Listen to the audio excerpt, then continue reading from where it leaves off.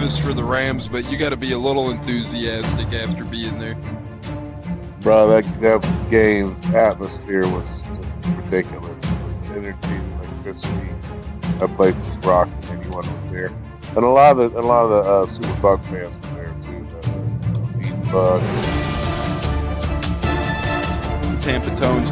We are joined by lead goon tonight, host of the Pat and Aaron Show of WDAE, Pat Donovan.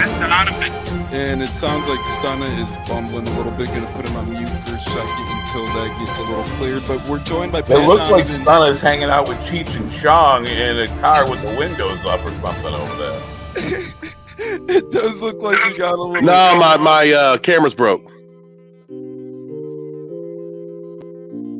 What is going on, everybody? Happy opening weekend kickoff. You can't get enough. Opening weekend, no feeling like it. Optimism for every team around the damn NFL, unless you're an Arizona Cardinal fan. Let's be honest, and there's no optimism there at all because your franchise is ran into the ground by many, many people. So everybody with high hopes, everybody running around like a hopeful besides the Cardinals fans, but we're here to talk Buccaneer football. That's what we do best. We're the Buccateers podcast. We're live on Facebook, YouTube, and more right now. You can keep up with us on Twitter today at Buccateers. Keep up with us on Instagram at Buccateers Pod. And you can keep up with the program on YouTube, Google, Spotify, and so much more at Buccateers Podcast. I'm your host, Tampa Tones. We got a great show for tonight. We already got people joining in the comments. Bucs Raise Bolts, Jimmy Bernard. We'll get to you shortly here. Thanks so much, as you people always make the show. We love that. We got special guest of the program and listener of the program, friend of the program, anything you want to call him, Jeremy, joining us. We'll bring him in here shortly. We got a lot of the Buccateers on deck for tonight, walking the plank. And then we got the man, the myth, the legend himself, the one that the millions and millions and millions are here for. He's got a new gig, but he's the same great guy. SI Game Day Zone, Bucs Game Day Zone, I should say, formerly of the beloved Pewter Report, but on to greener pastures, but really still bringing you that same great Bucs coverage we're all used to him bringing. The man himself, going to let him take over now, but a hell of a guy doing his thing. And really, if you're not following Bucs Game Day and JC Allen at this point, you're just missing out. JC, how the hell are you? Congrats on doing your new thing, brother. It's been an honor to keep up with you all along your journey, but so far I've been liking the heat you've been putting out at Bucs Game Day, brother. Welcome in. Absolutely happy to be here as always. Chop it up with you fellas. Yeah, man, it came together quickly, but I'm excited to be over there. Obviously, I have so much respect for everyone at Pewter Report. Scott Reynolds, Matty Matera, Bailey, Josh Capos, Sly, Mr. Bucs Nation, James Hill, everyone who was there before, obviously John Ledyard, huge, inspiration and mentor of mine. So, but I felt it was time to make a move. Bucs Game Day is doing some great things right now. They're powered by Sports Illustrated. Everyone knows that name. It doesn't matter if you're a football fan, sports fan or not, you know the name Sports Illustrated. So it's a heck of a platform to be joining. Kind of reinvigorated a little bit. I've been nonstop putting out content. I've got some weekly pieces that are just going to be appointment reading that I'm really excited to get to. That, it's kind of taken, rightfully so. Scott's been there for 28 years and he had these things, but I'm trying to build up my own following here and my own appointment reading. And I've got, my extra point that will come out every Monday. This week, because there was no game week, I recap my Bucs superlatives, who's going to win what award offense. Yeah. I can't wait, JC, to keep digging into your stuff, brother. It's been incredible to dig in so far a little bit here on your beginning of your new chapter, and I know you're going to keep killing it throughout, brother. So we can't have, as well as going to be scouting the name, kind of what's the history between the two teams, what do they look like last year, this year, players to watch out for. Today was keys to cannon fire. That's going to be my keys to victory. What the Bucs need to do to put the victory. So those three things will be coming out weekly. Might be launching a mailbag here on Tuesdays as well. Kind of get that in work and we'll be getting a podcast up and running soon. So I'm really excited to be able to take the lead on some of these things, and kind of really help this brand grow. The numbers they're doing are fantastic, because they have that national brand behind them. So it's been awesome. This short week, it's only been a week really since it's been official, not even a week since I announced it yet. But it's been pedal to the metal, and I'm excited to join such a stellar staff over there and be able to give Bucs. That's what I aim for, is to give you guys, Bucs fans, the best content I can. So as long as I'm holding up to my end of the bargain, I feel good about it, and hopefully you guys are enjoying everything I'm putting out and have been putting out over the past couple of years. Yeah, we've been enjoying it all, brother. I remember a couple of years back, I'd have you on Friday nights, and you'd be doing the Audible with Joshua Cole Allen on Bucs Report. Then you wiggled your way into Pewter Report. Now you're here at Bucs Game Day. You keep moving up the food chain, as Jimmy Bernard says. Salute, Bucs Nation. Can't wait until Sunday. Bucs raise bolts is a lot of Mike Evans comments, but Kenny Barrett with the good one says JC Allen getting around more than a Kardashian in the NBA. JC, I was going to bring that up quick, my man. You've been putting in the work today alone. I've seen you thank a couple podcasts now. Was that all today? Was that spread out a little bit? If it's today, my man, you need to get some sleep after this, get a whiskey in you maybe, get a little bourbon, and hit the shut-eye, because you've been busting your tail. Yeah, it's been Wednesday, Thursday, Friday. I've been jumping on podcasts. Wednesday, I had Bucs Germany, which was fun. I read, so they put the caption up there all in German. I don't understand it. So I go to translate the post, and they're like, for our non-English speakers, he talks a little fast like a waterfall. I'm like, do I really talk fast? And then I listen to him. I go a mile a minute. So that was fun, but it was a lot of fun doing that. They've got a big following over there. I'm excited to bring anything I can to them, and kind of, I love seeing the sport grow nationally. I wish they'd bring back NFL Europe, but then I did the Norse Code with Arif Hassan, he's an excellent writer, excellent podcaster. He does a really great job. So it was exciting to join him. We talked for over an hour. Then I did another Vikings podcast today on my lunch break. I popped in loose cannons for a little bit today, and now I'm here with you.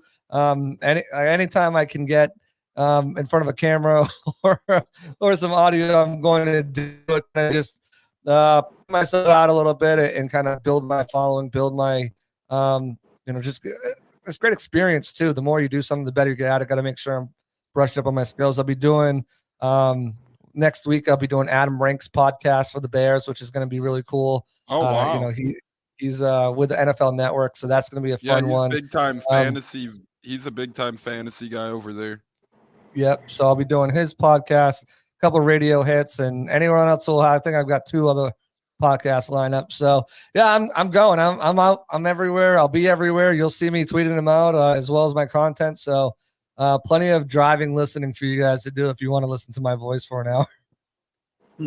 Hey, and KB, we know you're coming from the heart. He says he meant that as a compliment. Yes, sir. We love all the work JC's doing. Big advocates of JC here, and he keeps doing more and more, as you can listen in with Adam Rank and other podcasts in the near future. So incredible stuff, JC. Can't wait to dig in more about your journey. And I'll be on WDAE too, 7:30 a.m. on Monday mornings at WDAE. So will that be a locked-in thing with Pat and Aaron for the year? Yep, for the season, I'll be in there doing Monday hits for the season at 7:30. Yep. And that's my favorite personal show WDAE has to offer. I love all those guys, but Pat Donovan and Aaron Jacobson, they're the best, man. I love those two. Yeah, and you, obviously. Great. You're a good guy, too. No, they're great. I subbed in for Aaron before, and that was a lot of fun. Being in there with Pat in the old studio, waiting for an invite for the new studio. It's kind of hard for me to get there because it's so early in the morning. I got work to do as well, a day job. I'm not making the bank yet where I can do this full time. But if that ever happens, if you think my content now is off the charts, wait till that full thing ever pops up in front of me. I'm going to be balls to the wall. So you're saying you actually have a life outside of all this fun stuff we always do? Who would have thought that? And as we tiptoe around now, we're going to get into more of JC's journey throughout the program. So very excited to keep hearing about that. Jeremy J LOWE, how you doing, brother? At least you're at the comfort of your home. Usually you might be joining us, and sometimes you got scrubs on, sometimes you got other fun stuff going on. Glad you're able to be home on this Friday night, brother, and honored to have you here. Thanks for joining. Nah, man, appreciate it. I'm ecstatic, man. Every time I get invited, of course, I'll jump on there. JC, congrats, man. You're moving up, man. I'm telling you, keep following your passion. You're gonna be right there, bro. You got my support. You got Tone's support. We're all here for you, brother. I'm proud of you.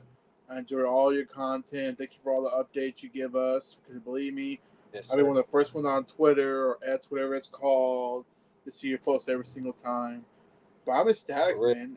It's going to be a fun season. Keyword fun season. Not bad, Right. not tanking, cut the bullshit. Pardon my French. It's going to be a fun season. Yeah, it's going to be incredible. I can't wait for it. It gives me vibes of an old Bucs season. And don't get me wrong, I hate when people twist it into a pretzel the wrong way. I've loved every fucking minute of the past 3 seasons we've spent watching this beautiful team. But at the end of the day, something I miss about waking up, being the underdog, and smelling the coffee week in and week out. That's what we're used to as Bucs fans. That's what we know best. We put our nose in the dirt and we just wake up and we root our asses off and we watch Bucs ball. And the past couple of years has been a little different because we've been winning and so much media centered around Tom Brady. It's been incredible to witness, but it's definitely going to be different this year.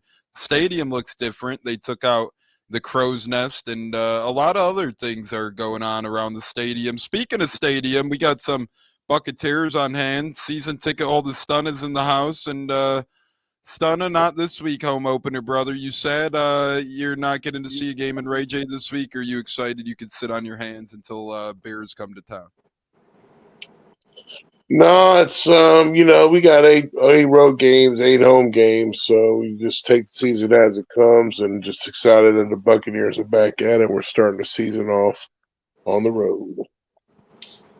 Yeah, that's for sure. And we also have Huncha in the house. Speaking of on the road, Huncha was Yo, always on the road. How the hell we feeling, brother? What Happy up, Friday. what up, Cheers guys? from afar. Cheers from afar. What's up? It's Friday night, man. What's going on, man? The Stella's going How's down everybody pretty I good. just want to say congratulations to JC also for being on top of his job, asking the real questions, the good questions, the hard questions, and congratulations on your future endeavors and moving up in the ranks. And yeah, just keep doing your thing, brother. I'm happy and I'm following behind you the whole way. Appreciate Yeah. you guys. See, hold on. Let me change the title quick to JC Love Fest for this podcast. Hold on. All right. Changing it. It's cemented in now. No, just kidding. Obviously, we're all big Oh boy. Oh geez. We've been loving Oh, but we now got it might be knucklehead in here now. it might be party over. We got Bucko the Bruce in the house. Bucko, how the hell you doing? I actually had a kid fall down the stairs tonight. Oh man, are you sure it wasn't you, my Dude, friend? the dead ass at 9:09. I'm getting ready to come in here. My son decided to slide down the stairs on his ass, and it didn't work like he thought it would, and he ate it. He's good though. Oh, I think he's good. What's up, gentlemen? Let's go. Don't let me fuck up a good time. Hey, How I'm just about glad it? you weren't the one falling down the stairs because I'd be dead. Yeah. I've been there before, and that shit's dangerous, man. The older you get, the more dangerous those puppies get. Let me tell you. No, he's 6. He's good. Let's rock though. What's the topic of conversation? I don't want to Right impede. now we just had a comment come up real quick, so we'll talk about it. Still no Evans deal. JC, we'll start with you, obviously, on that, as you're what they call the expert. What the hell's going on with Mike Evans? And obviously, a lot of Bucs fans are still hopeful at the end of the year. You know what I'm saying? Yeah, so I wrote about this when this all first came out. The likely scenario was that they weren't going to reach a contract extension. Reports came out from Diana Rossini that I've confirmed too as well. That the Bucs are not going to be giving Mike Evans a contract extension before September 9th. tomorrow deadline. He's going to put up the contract, and then they may revisit terms before free agency starts. But the most likely scenario here is that he will go test the free agent waters. The Bucs have done this the last 2 seasons. With Leonard Fournette, they did it with Carlton Davis. Both came back on deals. Levante David. Market wasn't as strong as they wanted. Last year, they did the same thing with Levante David and Jamel Dean. The market wasn't as strong. Dean was a little bit different because he really just wanted to be here. Foles is like a father figure to him. He's from Cocoa Beach, which is right across down I-4, across the other side of the state. So he really didn't want to go anywhere else as much. But still, market Dean was offered more money to sign for, but he wanted to stay here. So they'll do the same thing likely with Mike Evans and say, go test the market. If those numbers are there, if you can get Cooper Kupp money at the age of 31, we wish you nothing but the best. Congratulations. That's amazing money. But there's too many young players that are coming up for deals that they need to re-sign. You've got Antoine Winfield Jr. in the last year of his contract, Devin White in the last year of his contract. You also have other guys that are going to be coming up as well. Tristan Wirth, he's playing on his 5th-year option, but really with Tristan, that 5th-year option, because he's made a Pro Bowl and an All-Pro, I think it's going to be around $18 million for his cap hit. So they're going to want to extend him as well to lower that deal, and he's probably going to reset the market at tackle. So they've got so much money they've got to spend. That doesn't include free agents this year. Ryan Neal, if they want to sign him, that else doesn't include Chris Godwin, who's up after 2024, and then also doesn't include if Baker balls out this year, and they want to keep him, sign him to a bigger contract. So, they're going to let Mike test the open waters. If he can find what he's looking for, more power to him. Thank you for your time here. It happens to the best of them. Tom Brady is one of them. Jerry Rice, Joe Montana, the list goes. T.O., the list, Randy Moss, the list goes on and on of players, top wide receivers, top quarterbacks that have finished their career with another team. And, at the end of the day, it is a business. But if you can't find that and the Bucs are offering something similar to what another team is, I think that he would come back to the Bucs. If the Bucs are offering the same thing another team is, I think he comes back to Tampa Bay. But that's all going to play out throughout the season. Things are so fluid and can change. I don't think they'll come to terms during the season, but you never know. There might be a situation where Mike is on fire this year, and they're like, hey, we were offering 22. We'll bump it up to 20, 23 and a half, and we'll guarantee 65% of that. Does that work? I doubt that's going to happen, but you really never know because these things can change. They're so fluid, but the likely scenario is Mike plays out the season. He's motivated. He's hungry. We've heard him say multiple times, I've never been this wide open before. As long as Baker can get the job done, the O-line can hold up, and he can stay healthy, he should be in for another 1,000-yard season. It's just at 31, going into his year 31, I don't know, especially with Cooper Kupp. With the injury to Cooper Kupp, he might be going on injured reserve now and miss at least 4 games. Teams are hesitant to pay big money contracts to 31-year-old wide receivers. So we'll see how it plays out, but expect him to play. Expect him to play hard this year and work towards, getting the payday that he's looking for. I just don't know if it's out there. Yeah, Buccateers, take the floor in a second. I just want to add this in as well. And you mentioned some great names, JC, that the Bucs have let this happen to before. Try free agency and see what happens. And I just want to say, a lot of people are mistaken. Don't get me wrong, not saying Mike Evans hasn't helped out with quote unquote moving money around to the front end of his deal and signing bonuses and restructures and whatnot, but he's still getting all of his money. It's not like the Bucs are giving him less money or have given him less money in years past. The true example of a guy who put the team first and foremost has been Levante David. And he really did that this past offseason when he could have had more money somewhere else. And he did elect to come back to Tampa for a multitude of reasons, it seems. So we all love Mike Evans, and I'm really hoping we could meet in the middle because it's a business and it's not about what you did in the past. It's about what you could bring to the forefront for the team in the future. And at the end of the day, as much as I want Mike here for life, I think he's got to be realistic as much as the front office has to be realistic. And they really just have to meet somewhere in the middle. It's a little ridiculous to think he would get paid somewhere around 27, 28 million a year. My ideal scenario would be pay him 20 to 21 base with possible incentives built in and see what happens for his performance, because he's not a spring chicken anymore at the end of the day either. And as much as I love Mike Williams, we've seen some great Mike Evans. I'm sorry, Mike I'm about to Williams. say what? But he's coming up next. I love Mike Williams too, but Caveman. as much as I love Mike Evans, we've seen some veterans really just play out of their age the past couple of seasons, such as an Allen Robinson and a couple other guys out there as well. Nuke Hopkins cooled off a little bit last season. Some of these veterans who have gotten those big paydays really kind of stop performing, as we are talking about the Mike Evans contract here. So I hope he gets his payday. I hope it's in Tampa, but I hope he gets a little more realistic about it. Buccateers take the floor. Bucko, we'll start with you. What say you about the Mike Evans? Before we hop into the Mike Williams tragic situation, let's talk about the Mike Evans. What say you? Well, I hate that he turned his camera off right before I say this, but I wanted to give props to JC and his palatial studio he had going on over there. I mean, I know he's proud of it, but looking good over there, JC. You know, a face for radio, but a studio professional. I love it. But no, I think y'all hit on some great points. And the thing that we really need to realize is, case in point, the position of the football team. The position of the football team is not such where a Mike Evans away from contending. You're 31. Yeah, granted, this year I don't doubt that he's going to ball and do what Mike Evans does. But you're still going to be 10 years in, 31 years old, turning 32 at the start of next season. Who is going to put up the kind of money he's asking for? Now, granted, JC may be more able to speak to this than I, but I was told he wanted that Cooper Cup or north of Cooper Cup. And I guarantee you no one's going to pay him $25 million. So the door isn't closed that he's done in Tampa. The door is closed that we're not extending him before his deadline tomorrow.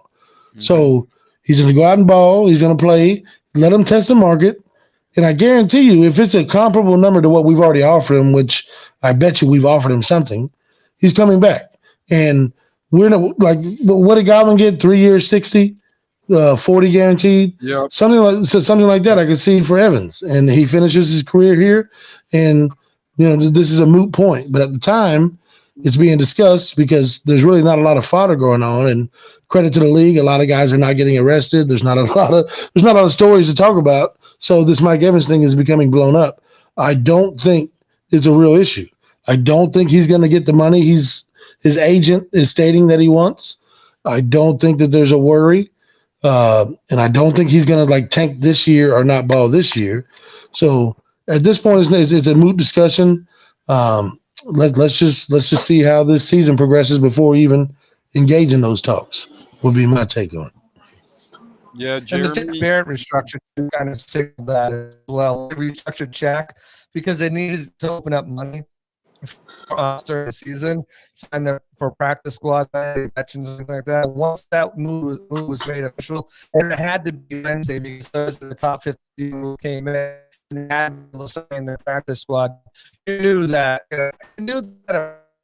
JC, your mic is going in and out, brother. For the Shaq Barrett thing, JC, your mic was going in and out a little bit. Could you try and reiterate that one more time? Can you now? A little bit. It's still a little robotic.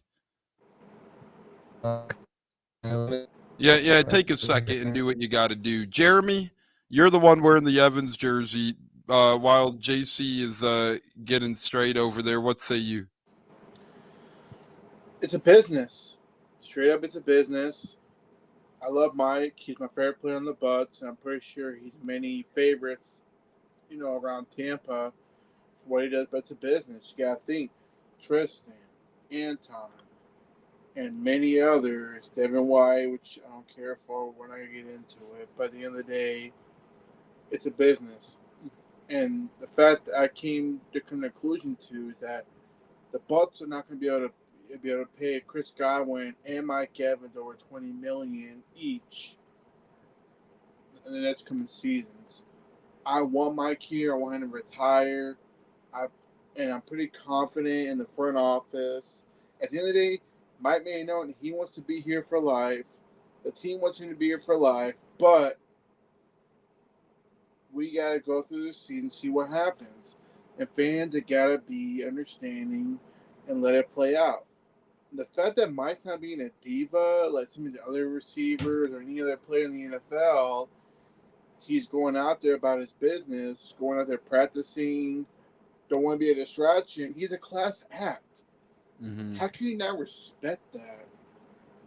Respect the fact that he's out there practicing and wants to help win football games. Mm-hmm. By far, yes, Mike deserves the bag. But at the same time, though, we got to pay other players too. So the fact is, I feel that the agent's trying to get as much money as possible before Mike commits. Leverage. I truly feel as a fan that maybe not now, but at the end of the year, depending how we do, Mike will be a Buck for life and he'll retire a Buck. I feel like he wants to help this team win. I mean, the guy threw his helmet during the Super Bowl and gave away like nothing because he won. He does not care. Could you imagine catching that Mike Evans helmet? Jaden Mickens' Super Bowl helmet alone sold for like $5,000. I wouldn't even sell it. I would just put it up. Well, I wouldn't sell it, but what I'm saying is, could you imagine what the Evans helmet could get money-wise? Because Jaden Mickens got $5,000. You know exactly, but the fact that Mike just took his helmet off, threw it to the fans, he loves it here.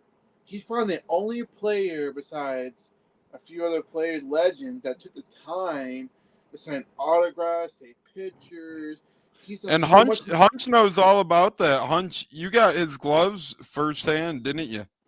Oh yeah, most definitely. Mike is one of my favorite players, my favorite player in Bucs history. So yeah, I'm like super torn about the whole situation and what's going on. But if you know the Bucs, I mean, I feel like they'll find a way to work out a deal or something. Like you guys been saying, I don't think it's going to be an enormous contract. It'll be something probably that fits the bill for him and what he's done. And like, let's be realistic about everything. You're getting up there. You're older. You know, I don't think nobody's going to pay you top dollar for the play. You know what I'm saying? Give us a chance just to test free agency if he does, and we can match their dollar amount, you know. But I had a question for JC. I wanted to just get his opinion about it and wonder if, do you think Trey Palmer and the young wide receivers, how they coming up, is it delaying the process or does it play a role in what's going on right now? With Mike Evans? Yes. No, Yes. I don't think so. I don't think that's necessarily the case. I think it just comes down to a dollars and cents type deal. I don't think they want to commit the type of money that his agent put out there asking for in that piece that Rick Stroud wrote breaking that news. Right. I don't think they're willing to pay the Cooper Kupp money, that 25, 26, $27 million a year. I think if Mike was asking for 20, I think this would have already been done. Maybe 21. Right. We'd be talking about an extension, but they're excited about these young guys, but they're still unproven as of right now. And none of them can fill Mike's role either. None of them can fill Mike's role. Right. There's no one that can do what he can do. Exactly. Yeah. And, one more thing with the Mike. I can't really. Who's trying to talk? It sounds like a bunch of bandbox going on in the background there. Hunch, was that you? Oh yeah, I was trying to say I don't know what was going on over there, but yeah, I was just saying. I think you were wrestling with yourself in the dark. I think you were trying to pull a RKO. I'm just doing like 3 things right now, man. I ain't gonna even hold you. Like I'm doing 3 things right now, but I'm still. Are you driving Uber during the pod again, Killer? Listen, you know I gotta get this Uber money, man. I wish I was with you right now. That's all I could say. But soon enough, brother. What, 2 weeks, 3 weeks? I'll be out there, and we'll be having a grand old time. I'm sure we'll be having a couple good ones, doing a couple good things together, brother. Can't wait for that. But Stunna, season ticket holder perspective before we get off the Mike Evans train, because honestly, I'm just ready for football. A little tired of hearing about it, talking about these Evans contracts. As much as I love him, it's like, man. I mean, people are threatening to not be fans. We've seen Derek Brooks get cut from this franchise before. We've seen Warren Sapp get moved on from. We've seen a lot of people, a lot of great people leave this organization before, and it sucks. It would sting as Mike Evans left, but Stunna, you being a season ticket holder, has that really affected your status of season tickets or your standing of heading to Ray J each and every Sunday when we have a home game? No, not at all. You root for the team, you root for the city. You know, being a Bucs fan is a unique experience. But you know, I do think the Bucs made a mistake. They should have just give him a 1-year extension, so he's not a lame duck season. If you were going to kick it down the road and not meet the deadline of the 8th or the 9th, I don't remember which one it was.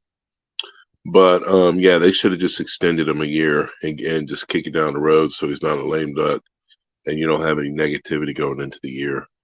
But I think that we should have learned our lesson, like you mentioned, with the Sapp, the Brooks, the Lynch, and the way we treated those guys at the end of their careers.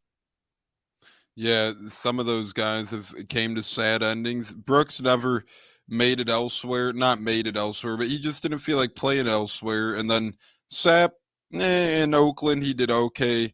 And Lynch did really good in Denver. So hopefully we retain Mike. And Jimmy says if the Bucs don't sign Mike, do you think the team is rebuilding? I don't think that's the case at all, Jimmy, because it's just a lot of people in the next year or two that'll be coming out of contract or needing a contract, I should say. Remember Mike Evans throw football away to fans? Yep, that guy got the 5 minutes of fame from catching the Mike Evans, Tom Brady Right. football. $100 a ball too that he's got to pay out of his pocket too. Yeah. The thing that's know- angering me, I'm sorry to jump in, but Go ahead, the thing that's angering me is a lot of people are not grasping and understanding the fact that we really sold the damn farm for the Super Bowl years. We had to do what we had to do.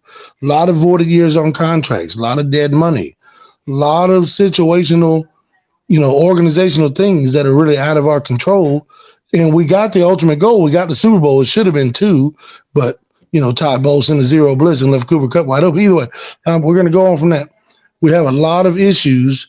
We cannot, in the situation that we're in, invest over $20 million in 2 receivers over 30.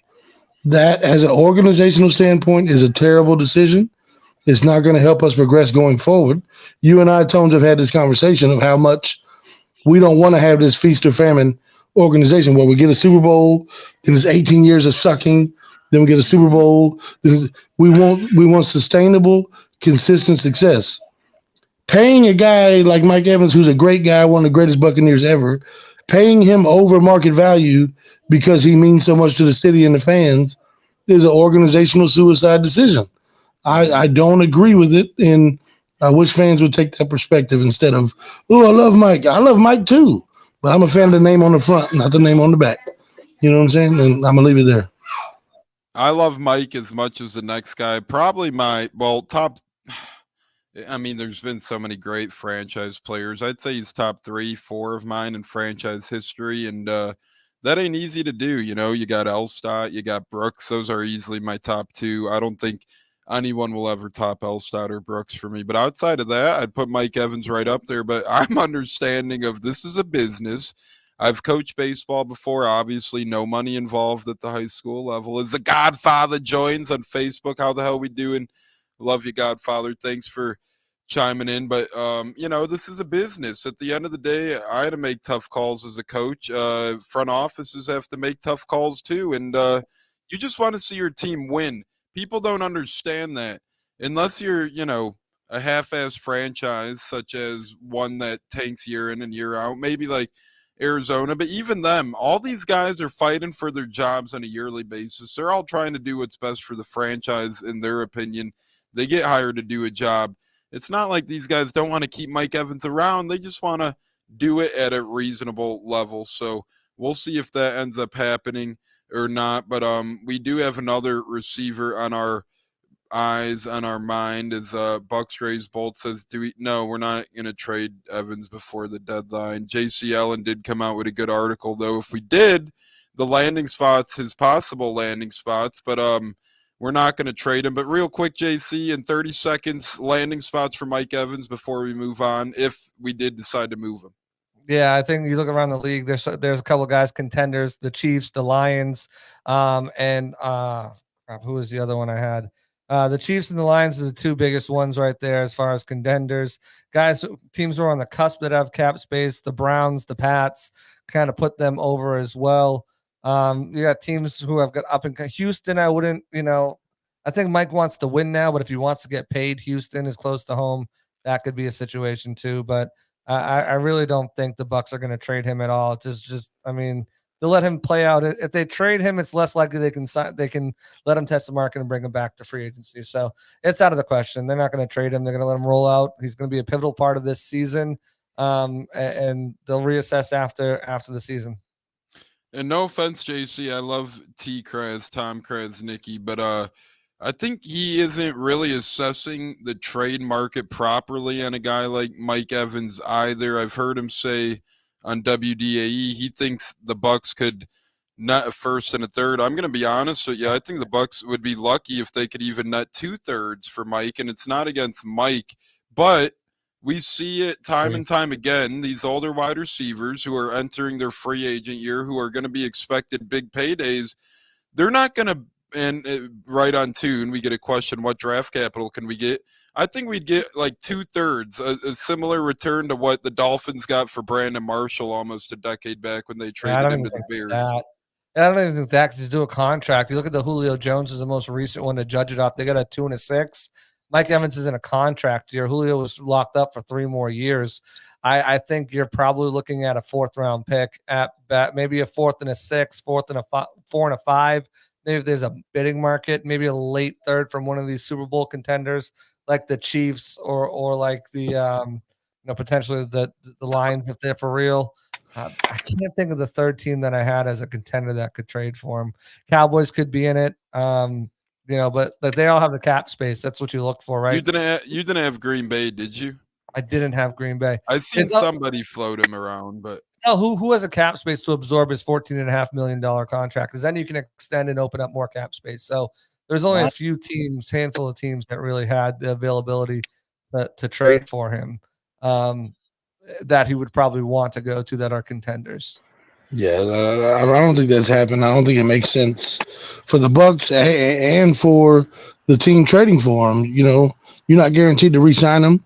You're going to trade high capital for a rental. The Jets. Jets, the other team that I think would make sense. If they want to pair him with Garrett Wilson, especially with Corey Davis retiring. Right, they got all that cap space opened up. So if they're really gonna, go for it like the Bucs did and bring in all these guys, but again, the Bucs aren't trading for him, and I don't think the Bucs are gonna trade him if he's got like like a 4th round pick. You're gonna get a 5th round if he walks because he's in his 10th year. So not like you're getting a 3rd round for him anyways. So you just hold on to him, let him be a big part of the season. And besides, by the trade deadline, I don't think the trade deadline is going to be this year. Let me just week 7, right? In the week 7 or? Week 7, yeah. Right before the Buffalo game. And I just don't think that the Bucs early. You don't want to go in. Wait, I think the Bucs going in that Buffalo game are probably 500. So they're not going to they're in contention for the division, even at 500 at the midway point. So yeah, absolutely. Yeah. So it's strictly Glazers, you believe? Like it's just the Glazers and that's it? Yeah, I think again, it's the Glazers and Jason Light. I mean, Jason, he's like the agent said, he's been professional and everything, and said, hey, look at but at the same time, it could be the Glazers. They just dumped out a bunch of money, right? 42% of the cap space is eaten up by players who aren't even going to be on the team. Doug Almond broke that number down. Like our comment says right there. Yeah. 42% of the cap space is eaten up by guys who won't play for this team this year. That's ridiculous. 13 rookies, 6 undrafted free agents. They're trying to pay the credit card bill down this year. So, the Glazers, do they want to spend that money? I broke this down in the article too, why they could be hesitant. First of all, they shelled out big money for the last couple of years to go all in. They won a Super Bowl, so mission accomplished. But now it's time, let's make some money, right? Let's make some of this money back. Another thing too on there is Ryan Jensen. You know, they shelled out big money to Ryan Jensen. Big and money. he probably played his last down in the NFL. Not to mention Shaq Barrett. They paid big money for him. They just had to restructure it, and now there's a huge dead cap at the next 2 years as well. If they move on from him, and it's going to be taking up that cap space. So, you know, and he missed 9 games last year, you know, with the Achilles injury. So big money contracts have bit them. And again, like we talked about at the top of the hour, Jason has made the strategic move to let these guys test free agency, and they've come back because they love Tampa, they love not paying sales tax, they love Coach Bowles, they love the city, and you know they're not going to get more. And if they are getting more comparable, remember their signing bonuses are taxed off Tampa, right? Because it's in Florida. Anytime they go play, so they play San Francisco this year, they play in Buffalo, they're paying New York taxes and California taxes on those game checks. So that's one reason why players love being restructured too. Like you don't have to ask them. No one on the Bucs has it in their contracts, so they need to be approached. So when they restructure Shaq Barrett, all they're doing is taking a bunch of his salary, turning it into a signing bonus that's going to get taxed in Florida, and he won't have to deal with his minimum salary for his game checks are going to be taxed crazy, but his bonus doesn't get. So, you know, it's just one of those things that plays into the role. A lot of people don't realize that, and it's another aspect of why some of these guys will sign back here. But yeah, it's just a contract terms. It's the years and the amount. They're just too far off right now. Yeah, that 17% is a son of a bitch. you go to New York or California, you're paying 17% of your money for nothing. That's a large amount. We've seen that in a lot of sports over the years now. Carlos Correa this year, he had his couple of teams. He ended up backing out of a deal in San Fran to go to Minnesota. And then in the NBA, we've been seeing that as well. NFL, you've been seeing that as well. I mean, it's just a no-brainer for a lot of these kids and, you know, guys who are trying to make as much money possible. They got a lot of people to support in their lives. They're going to take every dollar they can. And if you could get $20 million a year, if you're Chris Godwin in Tampa, sure, you might be able to get 20.5 or 21 million in New York or something. But at the end of the day, it's dollars and cents. And it's really just uncomparable. That's why Florida's doing so great. And that's part of the reason why everybody is moving to Florida as well. Yeah, well, we got all these guys from Boston just moving down here and taking everything over. You know what I mean? Just to get Boston. Just to get this out of the way, JC, because a lot of people are confused about the how the structure contract works. All right, last thing on Evans, then we got to move on. That. I love Evans, but yeah, we've been almost an hour on Evans now. So last Evans question, and then we do have a game this weekend, fellas. Got you. I just wanted to clear the way. Yeah, go ahead, you're asking as far as restructures, yeah. So pretty much what they do is they usually add void years. Players are not taking a pay cut. There's a lot of uneducated fans, especially if you're on Facebook, that don't realize that players are not taking pay cuts when they restructure. A lot of you'll hear Mike Evans is taking a bunch of pay cuts to stay here. No. Mike Evans has gotten paid up front, which again means he's not paying taxes in those other states. He's just getting taxed at his home address in Tampa. So I mean, it's one of those. Lavante's a way better example of pay cuts. Yeah. I mean, in a sense. I mean, Lavonte got offered $3 to $4 more million in the free agency market. I heard this off season, but he ended up back in Tampa. That's not a pay cut. That's a personal choice. You know, at the end of the day, they didn't come to him and say, Lavonte, if you want to stay with us, you need to take $3 million less. Well, yeah, no one really does that around Russell the league. Gage is the example of a pay cut. They told Russell Gage, hey, we're going to cut you or we'll pay you $7 million and change up your contract. That's an example of more of an example of a pay cut. But let us move on, Tones, to game week. Let's go. Muévete. Let's go.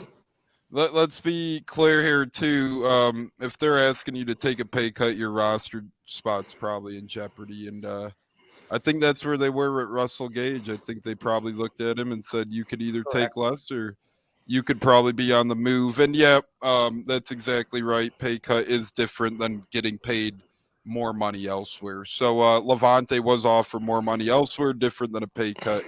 And that's where we end up. We'll see if Mike Evans does that, but we'll see. Let's move on here real quick. We had a near tragedy this week. Before we talk about the game, I just want to bring this up, and talk about it a little bit.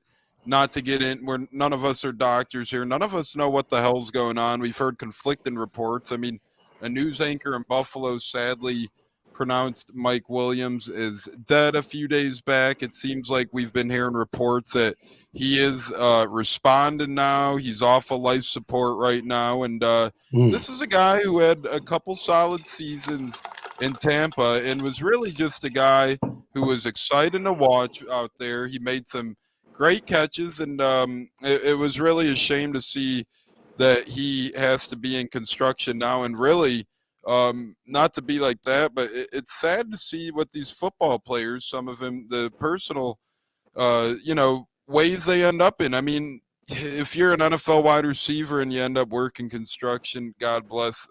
It's just a shame to see.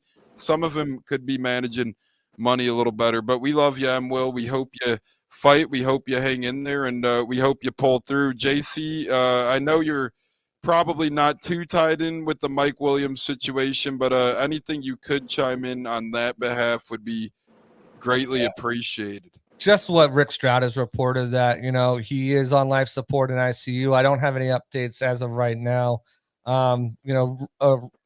Reading Rick Stroud's latest article, he said that his daughter came in the room.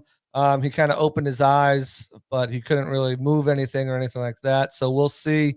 It looks like he's kind of responsive to their voices, at least. But it's one of those things where we really don't know what's going to happen. So I don't like to speculate if there's going to be any, recovery for him, lasting damage. I can say, according to reports, it doesn't look great, but I don't know enough to speak on that situation. Just a shame to go around regardless of what happens. Hopefully he pulls through, but JC's right. We don't really know what's going on. As I alluded to, no one knows what the hell is going on. It was reported an incorrect thing a couple days ago. Now we know he's trying to battle. We'll see what ultimately ends up happening. Bucko, J Lowe, Stunna, Huncho, your guys' thoughts quick on the Will tragic situation that's at hand. Well, Tones, I work at a hospital. I work in the medical field. And the fact from when I saw the recent report that he's off life support and he's being responsive, that's impressive. That means he's progressing.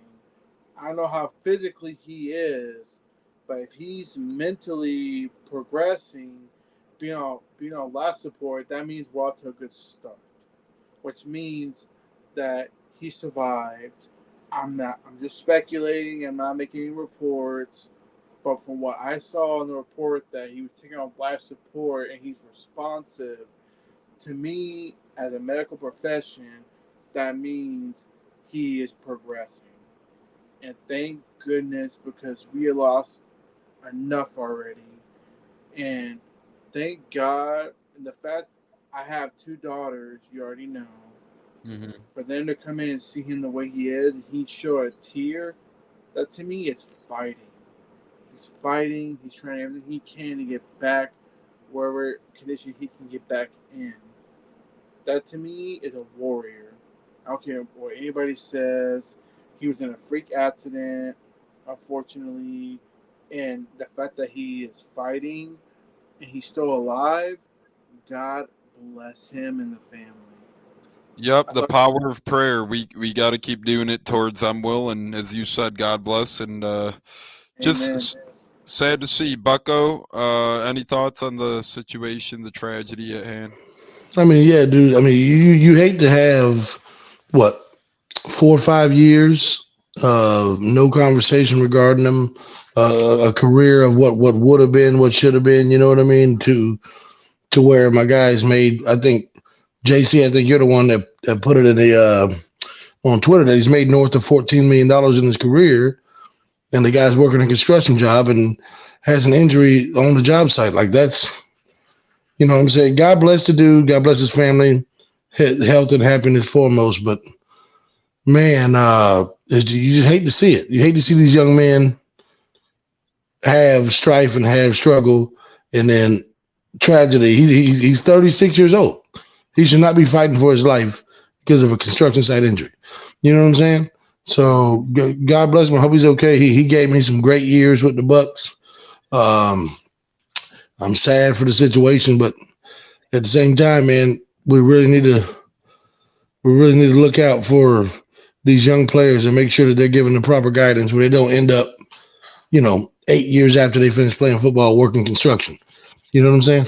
So I agree with that. I mean, really sad to see. And, even if you put 1.5, I know it sounds easy, but if you put 1.5 to 2 million of that even to the side or in hands you trust, man, just a game of what ifs. And I can't speculate, but it's just a shame.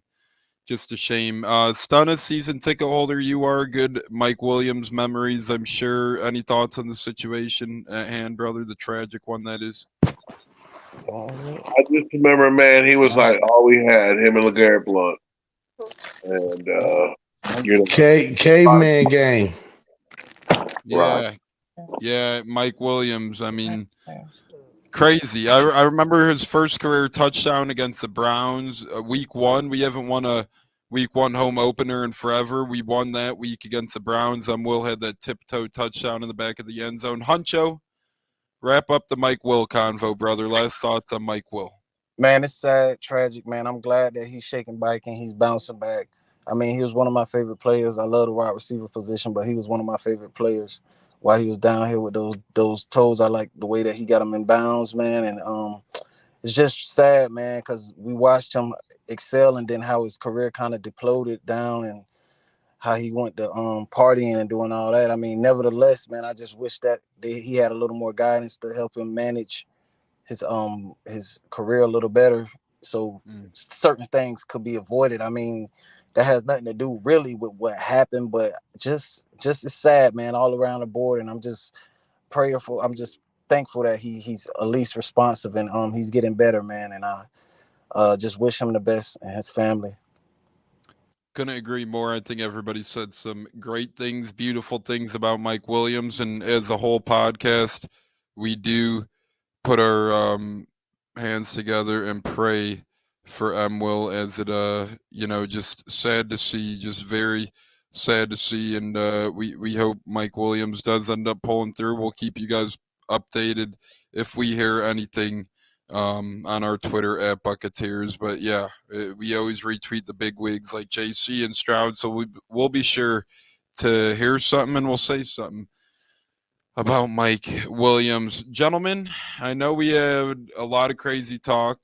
Mike Williams, Mike Evans. We're 55 minutes in, and we've barely sniffed the week 1 matchup that's at hand. I mean, how did we didn't have news for a couple months or weeks of the offseason, it felt like, and then all of a sudden, right before the regular season, Rick Stroud puts out the 10 p.m. Eastern story on the Mike Evans contract. Then we get the Mike Williams development. Just crazy stuff right before the regular season. But football's a world that never sleeps, gentlemen. We're not sleeping this weekend as we got the Vikings as we head to Minnesota. I've been offered so many rides to this game, but I got a lot of Bucs games on the schedule. I have 4 already this year. I couldn't make this one work in the schedule. I'd love to be there, fellas, but nonetheless, let's get right into it. Player to look out for on Minnesota. Bucko outside of Justin Jefferson, obviously. They've lost Delvin Cook. Adam Thielen's gone. I'm going to ask each of you cats a different Vikings question. Bucko, who's your Vikings guy to look out for? And it's not even Justin Jefferson. Justin Jefferson is number 2. TJ Hawkinson is the main centrifugal focus that we need to be game planning for. We were what? JC, help me out on this. You're a numbers guy. I think we were 30th in the league last year against tight ends, giving up hell of unnecessary receptions at the seams. I really think a healthy Antoine Winfield and a Ryan Neal there are going to benefit us. I think a focused Devin White getting deep enough in his drops is going to help us there. But TJ Hawkinson is a special tight end. We're gonna pay the necessary attention to JJ, of course. Now the rookie Addison, he looks like he could be good. KJ Osborne has shown some flashes, but I'm not necessarily worried about those guys. Definitely not worried about their running game. Their offensive line was putrid last year, the worst in the league, gave up the most quarterback hits. I think they only averaged like 3 yards a carry, 3.2 yards a carry running the ball. So we're going to make them one dimensional. I think they're going to voluntarily make themselves one dimensional. So the only two guys that we really got to focus on, I think, is Jefferson and Hockenson. If they beat us with KJ Osborne and Addison, so be it. But TJ Hockenson is the main guy I'm worried about matchup-wise going into this game. Jeremy, next one will be for you. Bucko kind of alluded offensively to Minnesota. Does anyone on their defense scare you? I know they have new defensive coordinator Brian Flores under their belt, so he should be able to whip up some packages of niceness on their defense's behalf. Hopefully week 1 isn't the time for that stuff. But Jeremy, if you're familiar at all with Minnesota's defense, any of those cats jump out to you at all on the defensive side of the ball, or are you not really worried about the Vikings defense in general? DBs, safeties, linebackers, not at all. At the end of the day, they got a new defensive coordinator, just like we got a new offensive coordinator. It can go either way. Because the Vikings don't know what our offense really scheme like, because Mike hasn't played at all during the preseason. It's just been Baker and Godwin finally played preseason 3. So to me, I'd be more fearful of their offense. But as far as defense, no. Yeah, they got Daniel Hunter, who's a beast. I'm not going to take nothing away for him. But after that, who else they really got? It's gonna and Davenport's banged up now. They have him, but he might not play, they said. And he don't scare me either. He does not. At the end of the day, he does not. The only player I know Vikings defense is Daniel Hunter. Maybe their safety. Harrison Smith. Harrison Smith's still a problem. Harrison Smith. Yeah, he's still good. But by the end of the day, though, you got Mike and Chris, and to me, no one's talking about him. It's Cade Otton, who's a switch army knife, who ran a sweep in the 3rd preseason game. And plus, don't sleep on Rashad White. Rashad White, I feel, is out on a mission to prove that he was the best back in that draft the year he got drafted. And I argue with anybody that wants to argue with me, I don't care. At the end of the day, my main focus is how is the new defense under Brian Flores, who we dominated when he was coaching Miami, against our new offensive coordinator, Dave Canales. To me, let's see how good they really do against our offense. Whether we have Aaron Finney, Cody Mott, either way, to me, they're the same. Because Finney's got experience playing the playoffs and all that. You got Cody Mott as a rookie, so either way, it doesn't matter who starts on that right side. Even though I'm fearful of it, but at the end of the day, that's the real challenge. Brian Flores versus Dave Canales. May the best man win. Mano y mano right there. 2 new coordinators going at it. Flores has been in the head coaching gig before, so he probably is well aware how to handle coordinator duties. Huncho, real quick, one thing you're looking out for against these Vikings on their end of the ball, whether it's offense, defense, is it their playmakers? Is it their coaching? Is it their play calls? What's Bowden the biggest challenge for Minnesota? Let me just say this. I'm not really scared of their defense too much, and all their offense. Everybody talking about Jay Jets. Yes, he's a threat and all that, but Carton locked him up last year. So, it is what it is. I know it's a new year, new scheme. New stuff. So we'll see how that goes. But I'm just saying my biggest, besides Jay Jets, would be the running back that they have over there. Our run game has slipped off the last few years. So I want to see if we've actually gotten back to where we were in the past, and if we can stop him and bottle him up and force them to be more so one-dimensional, and then pick them off and Todd Bowles start blitzing, and it could go up from there. But that's what I want to just make sure we can contain the running back also. Yeah, I agree. Alexander Madison's prime for a much bigger role. He looked effective in a backup role the past handful of seasons. We'll see if he's able to put it together in the starter's role. Before we get to JC's big picture and the outlook on this week one game between Bucs and the Vikings, Stunna, real quick, season ticket holder you are, do you enjoy the Bucs not being home till week 2, or do you wish you got a piece of the Minnesota action week 1 right in front of you?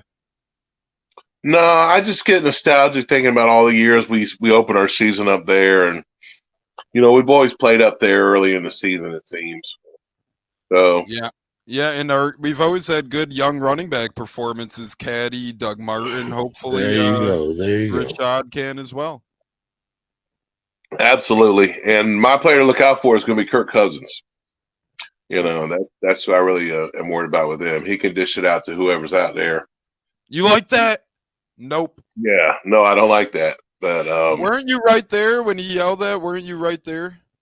Yeah, that was in Washington though. That wasn't here in Tampa. That was in DC. He's talking about when they played here the year we won the Super Bowl with Brady. Yeah, Stunna and Kirk Cousins got into an altercation. I couldn't remember when. But yeah, Stunna went toe to toe with Kirk, so that's awesome to hear. JC, long awaited. Finally, JC is back on the mic. Brother, kind of just, I guess, throw it at us. What's JC's thoughts on the game? How do you see us faring? And any big things to look out for on Minnesota side of the ball? But kind of just give us your game day analysis for the big week 1, 1 o'clock Eastern kickoff of Bucs Vikings. And that'll be on CBS. It's a little different this year. I'll get into that quick. No more brand supremacy, which by that means Fox doesn't have NFC and CBS doesn't have AFC anymore. It's kind of a mixed bag. Bucs could be on CBS or Fox on a given week. And additionally, we're on CBS with Matt Ryan announcing his first career game ever with Catalan and Lofton in the booth as well, I believe. So it's Tiki Barber, Catalan, and Matt Ryan. They reshuffled the crew with Matt Ryan, but that's just a little info. 1 o'clock Eastern, CBS with Matt Ryan. JC, thoughts on the whole game, brother? Let me talk to you. Yeah. So I think this is a game where when you look at it and you look at both sides, and everyone else did a great job of mentioning some points I'm gonna point out as well.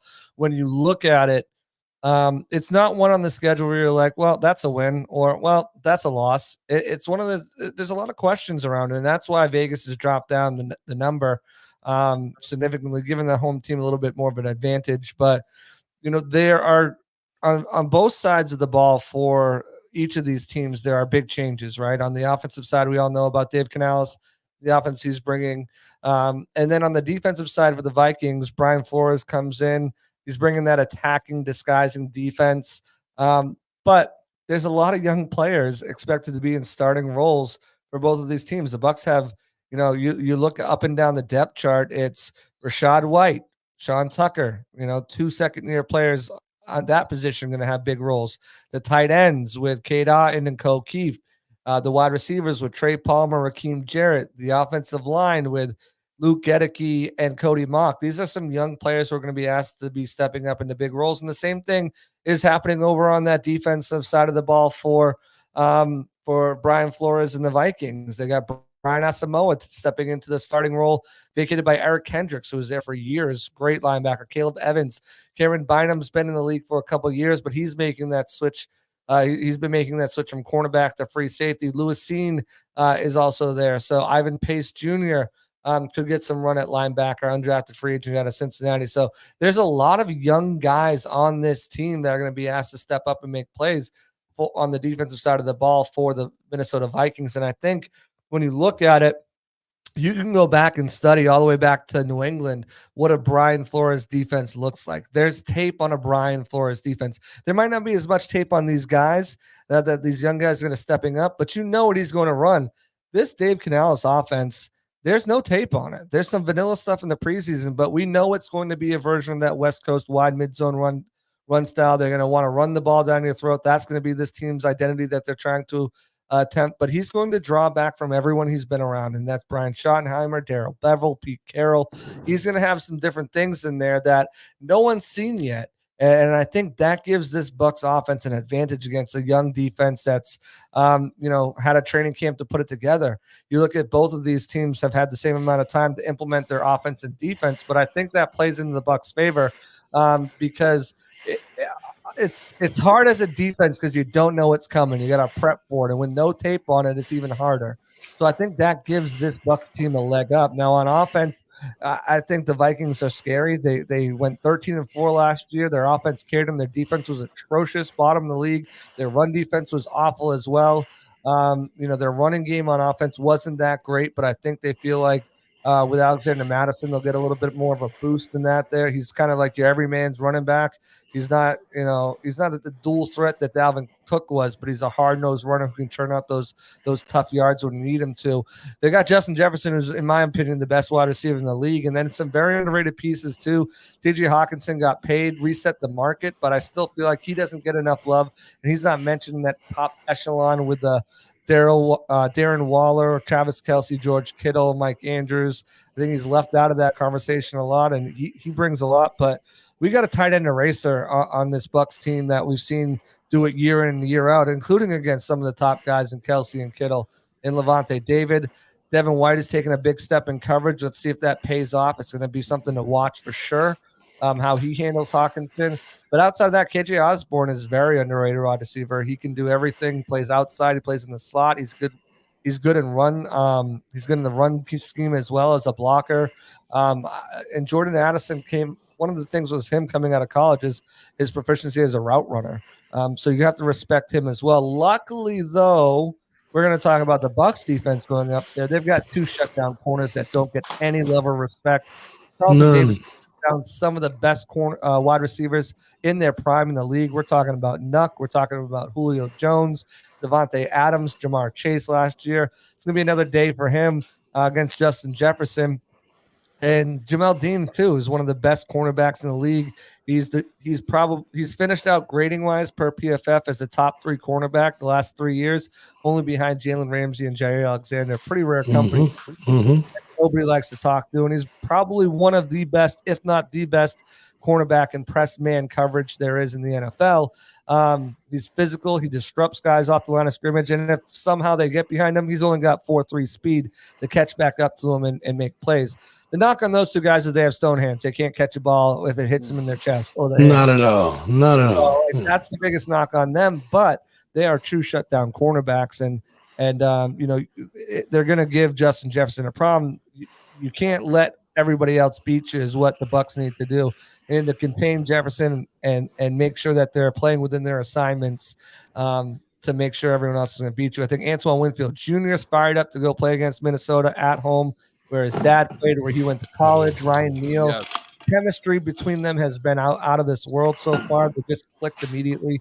I think the Bucs have a chance to have one of the best secondaries in the league if everyone stays healthy. That's a big if, because haven't stayed healthy. All 4 of these guys missed time last year due to injuries. So, but I think going into this team, a seasoned defense usually starts off a little bit hotter than the offenses will.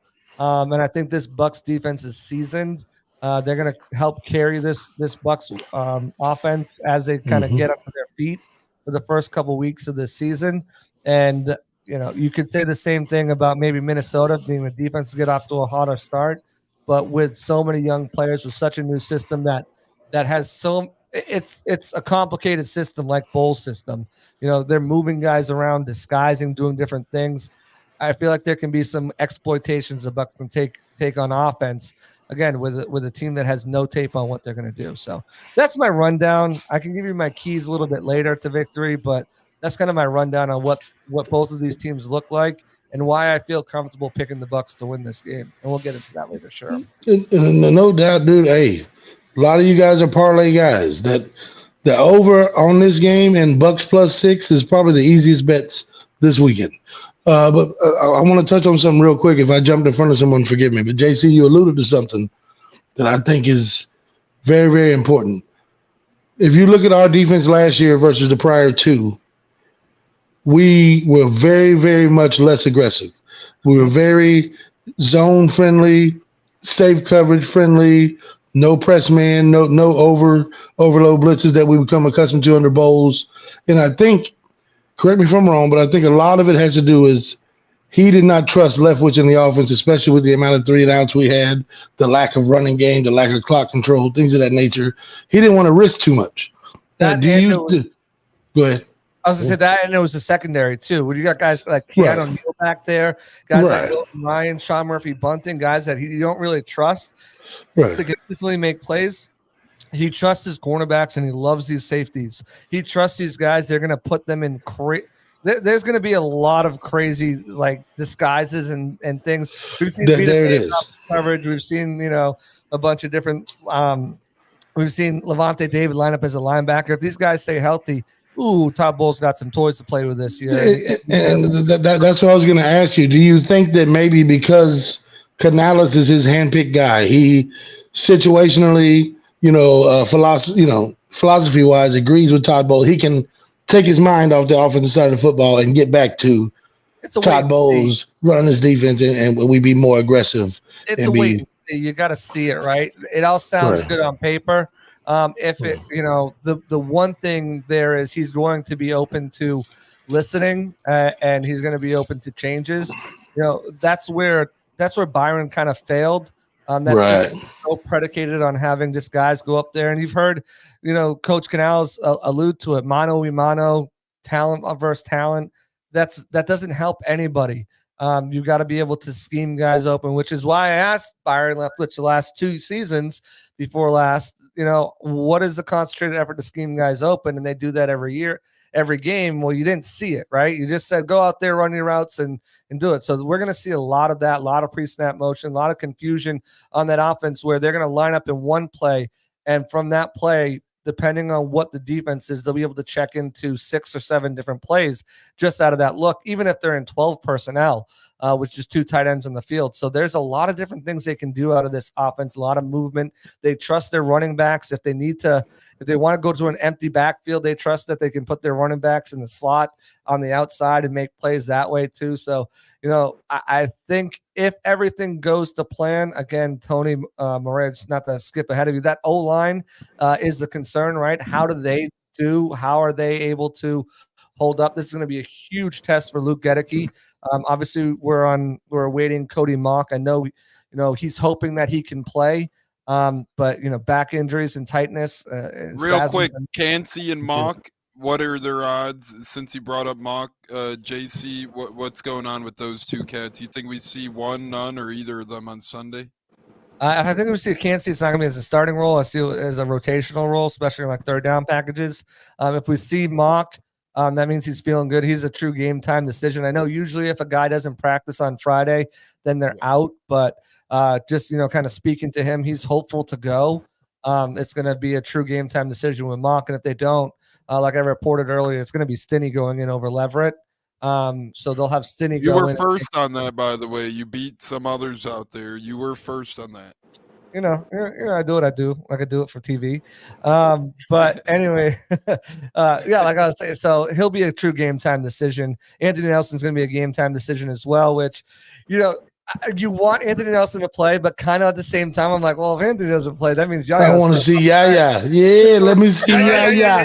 Yeah. Let's go. So it's one of those things where, like, hopefully Anthony Nelson plays, but just to finish up my thoughts on the offensive line is like, this is a huge test for Luke Gedeke. Danielle Hunter can beat you in a variety of ways. His hand technique is one of the best in the game. He's got a nasty bull rush. He knows how to set up offensive linemen to use different moves later in the game.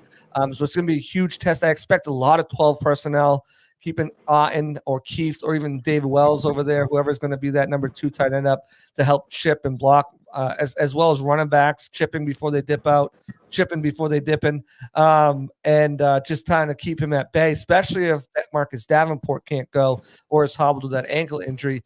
You got to stop Danielle Hunter. So this is a real big test for Luke Gedeke, and I'm really that's one of the biggest matchups that I'm looking for all game long. Jet is going to get hits here and there. You can't stop him all game. but I really want to. And same thing with Danielle Hunter, but I want to see how Luke Gedeke performs when he does get beat, because last year, and he talked about it, he can get into his head if he gets beat, and it can start kind of building and snowballing.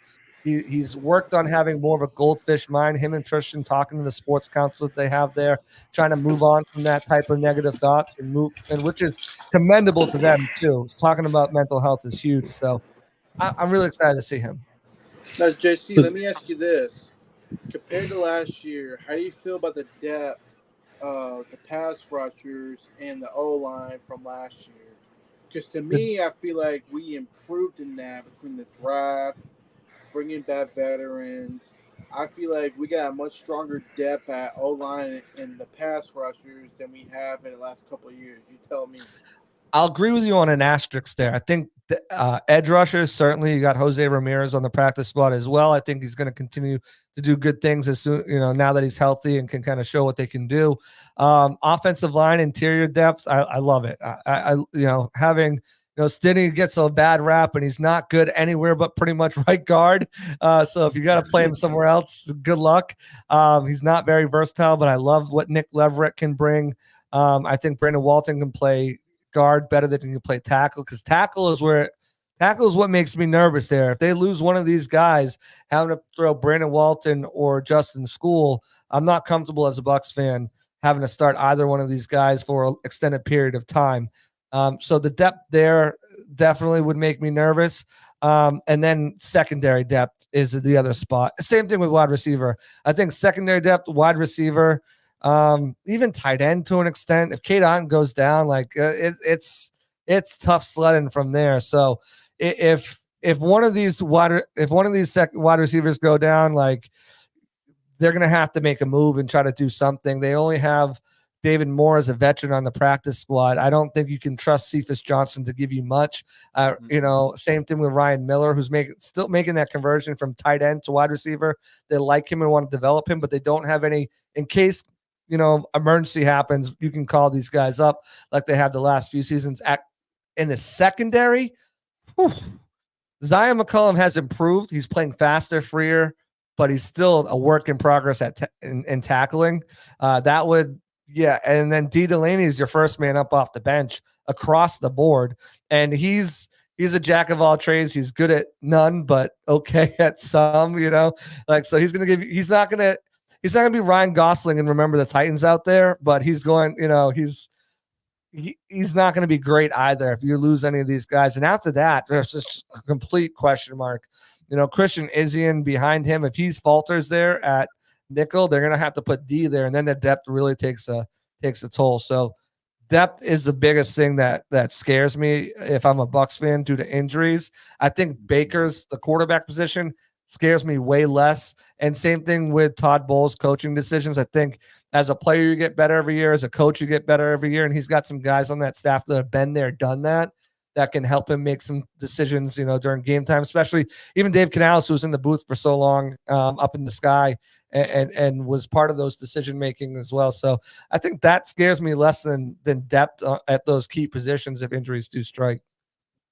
Yeah, great stuff there, JC and Jeremy. Once again, you guys are tuned into the Buccateers podcast on YouTube, Facebook, and you can catch a replay on Google, Spotify, Apple, so much more as well. You can follow us on Twitter at Buccateers, Instagram, Buccateers Pod. We're with Sports Illustrated's SI Game Day, BucsGameday JC Allen, the man, the myth, the legend himself, and we're with lifelong Bucs fan and listener of the program, friend of the programs, J Lowe in the house as well. So we're going to get into our dinks and dives as we get into score predictions, MVPs, and then JC's journey and our wrap-up here to end it. But just want to address a couple comments quick. Our man, Mike D, said, hey, guys, Mike, first of all, I was about to put an Amber Alert out for you.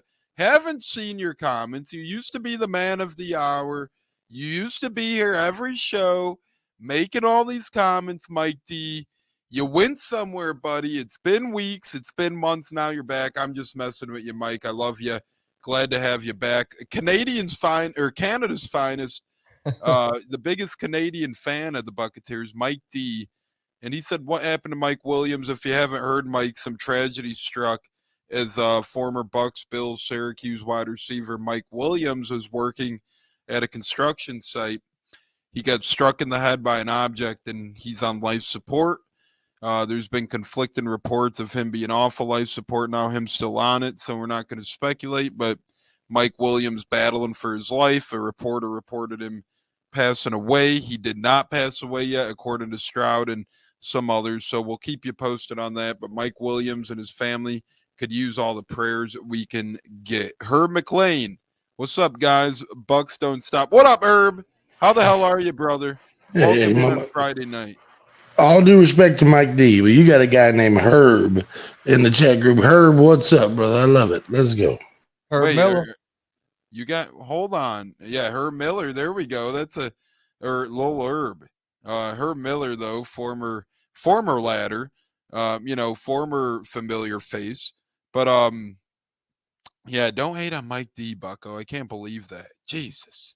Mike D says been a rough. Sir. I clearly said all respect to Mike D, but a dude named Herb gets love from me. I'm sorry. One of the greatest names ever. No, I'm ready for Herb, whatever. Mike D, though. Herb in the house. Yeah, real quick. My thoughts and prayers go to Mike D, and terrible news is his pops has been lost. Life is fragile. Life is tragic, and it really comes. It's tragic. That's all I can really say. So, on behalf of the Buccateers, Mike, we're sorry about your pops, and it's one of those things that's terrible in life, and every life lost is one life too many. That's how I view it. So we hope that you're coping the best you can, buddy, and we're here with you. No need to thank us, buddy. We love you. You're a great friend of the programs, and stay strong to our favorite Canadian out there, and rest in peace to your pops. Ready for 10 wins this season? Hey, if Herb's ready for 10 wins, let's go ahead and give our score predictions and player of the game predictions. As I think Huncho, it's getting into payroll territory. I think Huncho bounced out and said, I ain't doing this for free.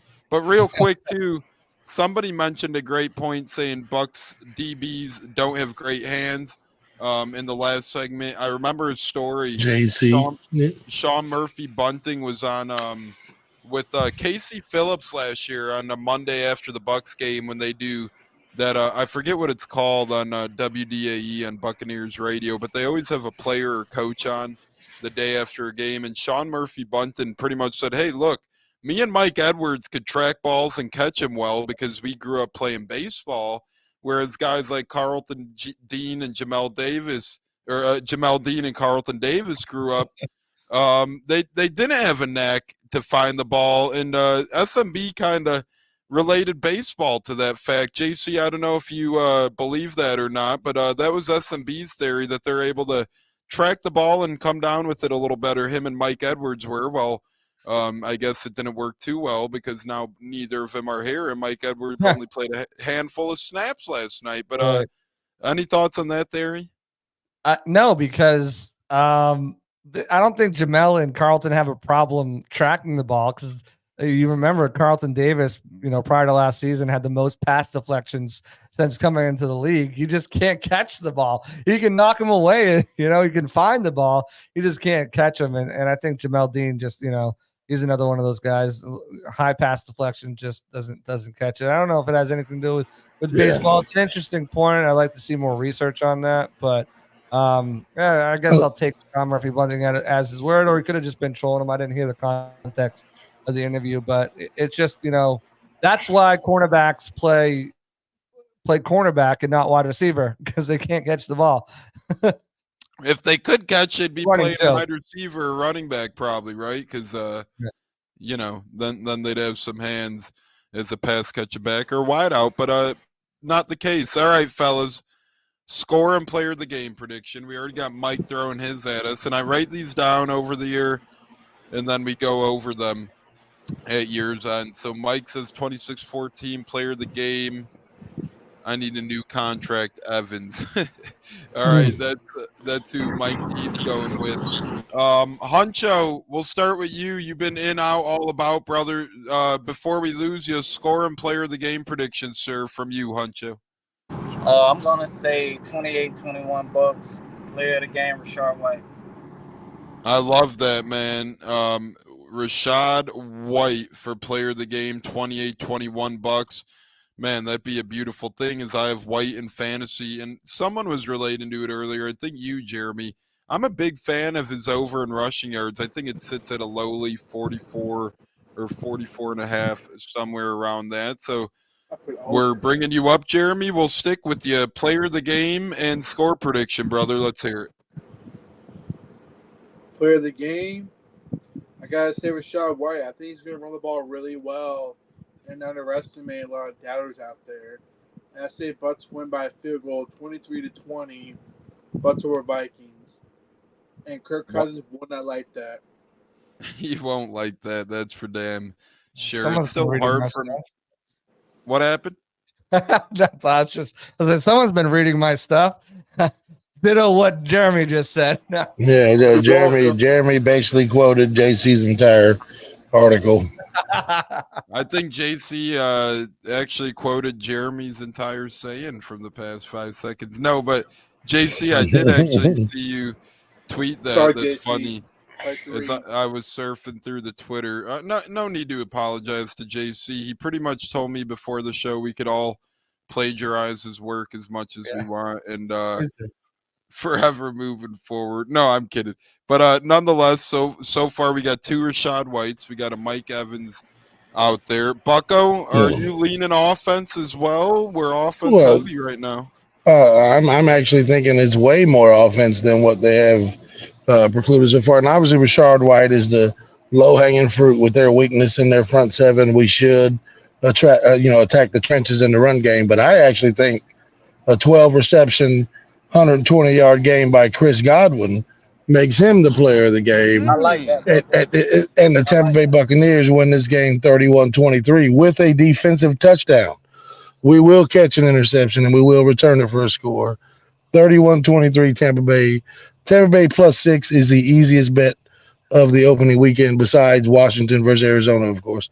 But I'm money lining the fuck out of the Bucs. I'm money lining them to the moon. To the moon. All right, Bucko. Yeah, just ignore me now, bro. Make me look like shit. Whatever. No. There was some noise. One of the kids is refusing to bed his side. It's almost 11. They ain't in bed yet, so I'm pissed. So I had to mute so you didn't hear the crying. Sorry. No, I'm kidding, bro. Well, that's because they were probably watching the Braves, or they were watching the Buccateers podcast. Who can blame them? Yeah, they were watching my face for radio spew on. Yeah, that shit's scary, bro. That shit's scary. They say I learned from you, bro. I've been following you for 13 years now, and you haven't been. Well, yeah, we'll leave that for off air. Anyways, let's go with Stunna. Stunna, play of the game prediction and score prediction, my good sir. Stunna. Oh dear, we might have lost Stunna. Stunna. Hey, I don't blame the big guy. I have faith he'll bounce back. Stunna, if you're out there somewhere, buddy, revert back to us eventually. If not, you probably hit the hay, and good night, bud. Great talking to you as always. Oh, that was perfect, man. Holy shit. JC, take it away. Yeah, so I'll just, I'll give a little extra. I'll go to my keys to the game. So I think if the Buccaneers, I think the Buccaneers need to do 3 things to really have a chance to win this game. And if you want to get really in depth into it, go check out my article at BucsGameday. Contain Justin Jefferson's first, right? Contain Justin Jefferson, Carlton Davis, Jamel Dean. I already talked about how I feel about them as cornerbacks. If they can do that and try to make everybody else beat you, I think the Bucs have a really good shot at winning this game. I think they need to control the line of scrimmage, both on offense and defense. Getting pushed in the run game is going to be critical as they try to establish the run first themselves as a run first team. I think the offensive scheme will help them a lot, especially going up against a questionable front seven for that Minnesota Vikings. And on defense, you got to get to Kirk Cousins early and often. I think Bucko mentioned it. Kirk Cousins was pressured the most amount of times and he was sacked a career high 46 times last year. They've got some good tackles in Christian Darrisaw and Brian O'Neill, but they're going to have to get to him. They're going to have to get to him early and often and disrupt his passing game with Joe Tryon-Shinka, Shaq Barrett, and the guys in the middle kind of funneling everything to the outside. Containing Madison is going to be big too as well. And the biggest thing is get off to a quick start. You got to get off to a quick start. There's nothing out there as far as tape wise. Brian Flores is a very smart coach. He's going to make adjustments from what he sees as he sees things happening in the game, and they'll start to figure out what the Buccaneers offense is going to do. So I think getting off to a hot start, getting points on the board through the air, getting Chris Godwin and Mike Evans involved early, moving the ball down the field, and then you can lean on that running game as well is going to be super, super important because you jump out to that early lead. Now you can lean on that run game even more, take minutes off the clock, and keep Danielle Hunter at bay. And if they can do all those things, I think the Bucs can win this game. Still think it's going to be a close game. I got them at 23-20. I did have Rachaad White as my player of the game, but I'm going to also piggyback now off Bucko as well as my other guy who I think is going to have a ball-out game going up against second-year cornerback Caleb Evans, who finished the year on IR. Chris Godwin should eat. They've got Byron Murphy over there, who's probably going to see most of his time with Evans with some help over the top. But I think Godwin should eat this game. Take him any way you can in DFS. But I think Rachaad White's going to have a hell of a game too. 23-20, Bucs win. Yeah, I love that prediction. I guess Jeremy was reading your article, 23-20, Rachaad White, and the Kirk Cousins saying, Hans Pennyloaf said, you think the O-line has any chance of not being an embarrassment with Mock being injured? I think even with Mock injured, and I got called crazy for some of this, and I quote tweeted JC's tweet earlier, I'm actually very comfortable with the Bucs offensive line depth. In fact of the matter, in terms of Stinney started at right guard during our Super Bowl run. I know he was hurt last year, and you can't just jump back 100% right after an injury. It takes some stuff, but we could be way worse off there. Robert Hainsey, we could be way worse off at center. He had a whole season of experience starting at center last year. So usually your center goes down and your right guard goes down for week one, and you probably have a guy in unfamiliar territory. We just don't have that. And then, by the way, we still have Nick Leverett backing up the whole thing wherever we need him, which is really a beautiful thing. And I'll always love Leverett, as he was my second career Buck I ever interviewed, and he was just a tremendous guy as a UDFA rookie. And he's really just kept his same self over the years. Same. So, he's just an incredible guy, man. I had him as my second guy. Reed Sinnett was my first guy. I talk to Nick all the time, like, yo, we came up, I was like an undrafted guy in the game, and now I'm over here, and you were an undrafted free agent, and now you're doing this. Well, I guess I'm the only one who, I'm still undrafted. I mean, but listen, guys, even though we still have questions on the offensive line, what better opponent to go against than a team that has only two guys to worry about, and Harrison Phillips and Danielle Hunter. Those are really the only two guys that you have to pay any attention to. Jordan Phillips is a fine coverage linebacker. He's a good tackler. He's not a splash play guy. He's not going to blitz often. It's really Harrison Phillips and Danielle Hunter. You got to contain two guys. I think we'll be fine no matter who plays. Yeah, and I think if they were playing the Eagles week one, you want to talk about being an week three is going to be hard enough, and I'm supposed to go to that game. I might not be able to go because apparently the season ticket holder that was going to hook me up with the ticks, apparently he's getting offered $400 plus per, and he'd be dumb to turn down that money. So I may not be in attendance. Eagles fan or a Bucs fan? Don't tell me Eagles fan. It is. Well, it's going to be an Eagles fan paying that kind of money. If you look at the ticket pricing right now for Bucs Eagles, it is through the roof. It's insane. I'll be in attendance, but it ain't going to be cheap. And I'm glad I got my X, Y's, and Z's taken care of ahead of time. Speaking of X, Y's, and Z's, I do think Bucs win 27-23 out there this Sunday. I have us winning a 4-point battle as Hunter Pennyloaf continues his rant on our offensive line, sometimes deserved, but then he throws in Davenport hasn't been good since 2021 exactly. Anyways, 27-23 I'm going with. We have Rashad White, we have Mike Evans, and we have Chris Godwin as the 3 players of the game so far. You know what? How do guys like Godwin have a good game? How do guys like Evans have a good game? Baker. They bake, ladies and gentlemen. Let's These get guys need to bake. And how the hell do you bake? You get Baker Mayfield involved early. You get Baker Mayfield involved often. And his stat line might not be the most ludicrous thing in the world.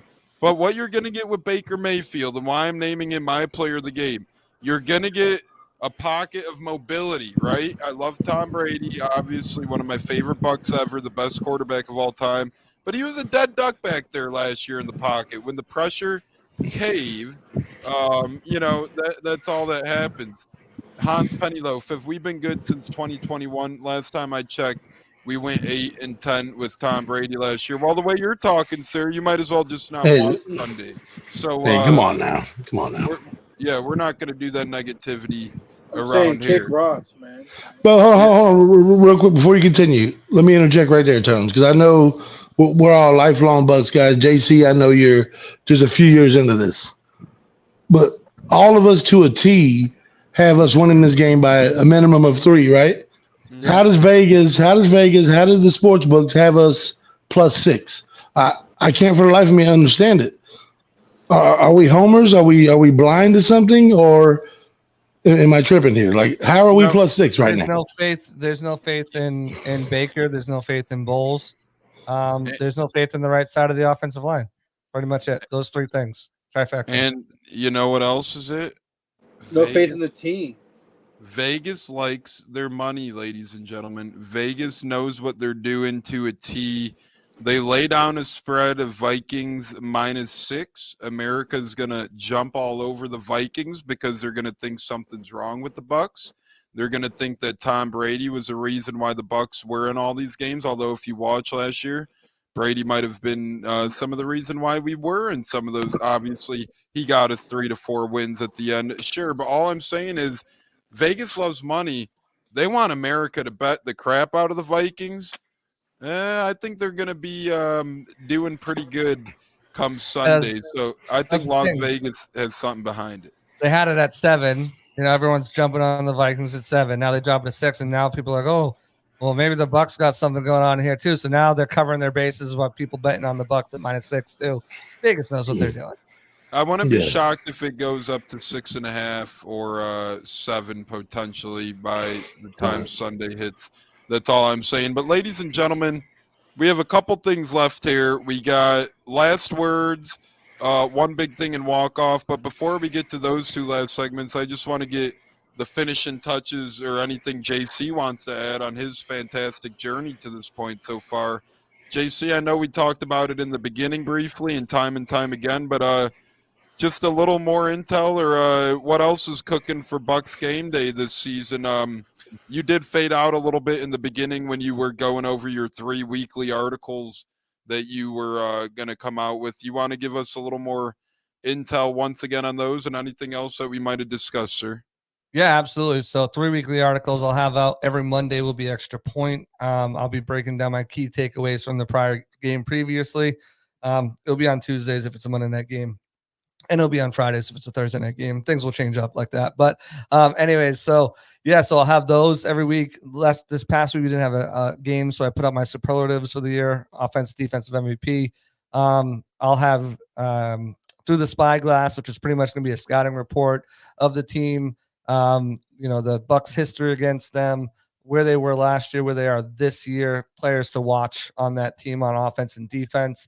I'll have my keys to Cannon Fire, which will be my 3 keys to how the Bucs can win that game. So those will come out every week, appointment viewing. So make sure you guys are tuning in. Those will be there every week for you guys to consume. And then I think we're going to start a mailbag here soon as well, probably on Tuesdays. We got a podcast in the works coming up. We're going to be expanding our socials to IG and TikTok. We got a lot of things coming up at Bucs Game Day. I'm really excited at. There was a lot of fun stuff I did at PR, but with that now there's a little bit more flexibility where I can kind of make things my own there. Where Scott does an amazing job with the stuff that he does, but those are his babies. He's been there for 28 years. He's the head honcho. He's got priorities. So now I can kind of do some of the things that I've wanted to do and make some articles, appointment viewing and articles my own that I've been wanting to do, and that I did do over at Bucs Report when I first started. I was gonna say nothing against Bucs Report, but I feel like this is a glorified Bucs Report opportunity a little bit. Yeah, hey, we've come a long way from JC coming on, just started with Bucs Report, to PR. Now it's like JC is ascending, bro. And props to the guy, JC, because I have given him a fuck ton of stuff. Excuse my language. I've given him a ton of flack for being a Boston carpetbagger and coming here and dealing with us assholes, and he's taking it in stride. He's not a very good fantasy player, but his articles are very good. What's going on? His takes are strong. I mean, I know he did his studio a little bit too heavy, so it messed with his Wi-Fi. So he was choppy in the beginning. But JC is the man. I respect him. I like his work. Y'all follow the guy. All the props to you, man. Hey, much continued success, brother. Just throwing some shade my on damn point. Is I feel like he's in a more notable Bucs Report role, I should say. Bucs Report, JC brought us the Audible. He brought us some of that great work, and not that he didn't bring it at Pewter Report, but I feel like we're going to get those freedoms back a little bit, but even more because it's a sport. Although you are covering the Bucs, you're on a national level. So it wasn't a slight at JC. It wasn't a slight at Bucs Report. My point is we're going to get those freedoms and ideas back of the old JC that he was great at Pewter Report, don't get me wrong, but we're going to get some of those OG originals back that we see from a couple years ago. Pretty much, and I'm excited about that too. So I mean, that's the opportunity was there. Work for a national brand was there. I mean, you Google Bucs News and my stories have been popping up as some of the top things, number one stories on there. So it's been really kind of cool. Bro, JC was on my Sleeper app, bro. JC made it, bro. JC was the quoted source on Sleeper for a fantasy update. That was crazy too. Beautiful. So it's been a lot of fun. I'm really excited. We're going to be doing if you guys want to do some pregame, postgame, and some halftime stuff, we'll be doing that on Twitter Spaces. Very underutilized spot right now. Fan engagement is awesome on there. J Lowe's been on there a few times, so he knows how fun that can be. We'll be working on getting some players on there on their off days. Once we get the pod up, we'll have plenty of player interviews. That's somewhere where I've kind of excelled the last couple of years is building relationships with a lot of guys in the building. So we'll have plenty of players on. It's going to be a lot of fun. Stay tuned. We're just getting started. BucsGameday SI is only 2 years. They're going into their second season. And so we're just getting started, and our numbers are outperforming most of the numbers of the guys around the local guys. We've got the national audience locked down. I'm here to help try to build that local audience even more so people know that, hey, Bucs Game Day, Sports Illustrated, JC Allen, this is the place to go for your Bucs news, and I'm excited to be able to have that opportunity and do so. Yeah, and you got a great member of the writers chapter of Tampa. The vice president of that is JC, so he's taken his great talents to Bucs Game Day as Olivia joins in with Wahoo, and we have an announcement. This is going to be my big thing as we get around to Bucko and J Lo then before we hit our walk-offs, but my big thing is we're going to be doing something new this year on the Buccateers, and we're going to be doing it every pregame, every Sunday, or if we have a Thursday or Monday, we're going to be doing it as well. It's going to be called the Way Too Early Pregame Show. On Sundays, that'll be 8 a.m. Eastern time. Every Sunday, you can catch us here, 8 a.m. Eastern, going over the latest and greatest, the breakdowns of the game. And we want to be first on the air, We want you guys who wake up early, excited for game day. We want you guys to have a place to go to listen to Bucs coverage and listen to some Bucs talk. I know it really doesn't get going until 9 or 10 Eastern, depending on when the game starts in Tampa. So at least the 8 o'clock hour gives people an opportunity to tune in, really get ready for game day, and really get ready for Bucs games. And then when the games are on Monday or Thursday, we're going to be coming at you guys at 6 a.m. Eastern time when it's a Monday or Thursday. So we're going to be right in the thick of things. And again, it's an appropriate title. It's going to be called the Way Too Early Pregame Show, and we're kicking off the Way Too Early Pregame Show this week with the beautiful giveaway of our new starting right tackle, Luke Gadecki, signed mini helmet that says "Fire the Cannons" on it, and it's a United States Bucs mini helmet, so that'll be pretty damn cool, and it'll come with pictures of him signing it in general as well. So a couple of show updates there. Once again, every Sunday or every weekday when we have games in the week, the Way Too Early Pregame Show, 8 a.m. Eastern Sundays, 6 a.m. Eastern during the week on game days for your first Bucs hint of coverage. J Lo, one big thing walk-off. I always said breakfast with the Buccateers. That's what I called it last year when Bucko and I did the London game coverage. So Yes. that's not a bad choice either. But J Lo, what say you, brother? One big thing and walk off before we get to her last word. For all you watching, listen to the man here, Tones. The fact that he's committed to getting up early to give you Bucs content, much respect. The man knows his stuff. He's well connected. He's been nothing but great to any Bucs fan that watches right now. As far as my walk-off goes, I can't wait till Sunday. I'm going to be making ribs. Wow. Oh, yeah, I'm getting on the grill early. And that's one thing I miss about 1 o'clock games. You know, I like getting up early, cooking on the grill, get it going, instead of waiting like 4 or 8 o'clock to 9 o'clock games. But it's going to be a fun season, everybody. Might did get this contract? Okay, he's playing. He's still a Buccaneer. He's going to play the whole season. Let's play the season out. Let's go get this dub in Minnesota. Fuck Kirk Cousins. And fuck it, and the Minnesota fan wants to hop in there. At the end of the day, how many rings they got compared to us? How many rings? Tell me. They don't got shit on us. 0 to 2. He has one playoff win, let alone a ring. The Minneapolis Miracle. They don't have no Super Bowl. No, that was Case Keenum. But no, I thought you said they only have one playoff. No. Kirk himself only has one for his career. I'm sorry, I misheard you. I'm sorry. No, I shouldn't have butted in on his statement. That's my bad. My bad, Jerry. No, you're good. You're good. At the end of the day, it's all love here. Listen, I love my fellow Bucs fans, and I appreciate all the knowledge you provided me. I don't know everything, but I know one thing. I love my team. I'm going to be a supporter from good or bad. We've been there before, but I'm confident this team will get it right, stay healthy, and make a playoff run. I'm not saying Super Bowl, but win the division. Fuck the Saints. Fuck the all hype, whatever. They don't scare me. At the end of the day, the NFC does not scare me. And you know what? Come down, Philadelphia. Come down. But Richard Sherman. Wow, you calling through. out Philly, huh? Week 3 is going to be fun on Monday night, man. That's going to be fun. With Rondé, because we retire Rondé. He joined the Hall of Fame officially that Monday, so Philly knows a lot about Rondé. And Tone, J-Lo just changed the age rating on this show in one statement. Yeah, there was a whole bunch of fuckings going on there. Absolutely. No, but seriously, Tones, when you get to Tampa, hit us up. I got you. Oh, for sure. I'll be here. Yeah, Hans, we're not saying that, buddy. You're Hans. Hey, who is this German feller with his negativity? What the hell's going on with this guy? Right? I mean, okay, just don't watch Sunday, Hans.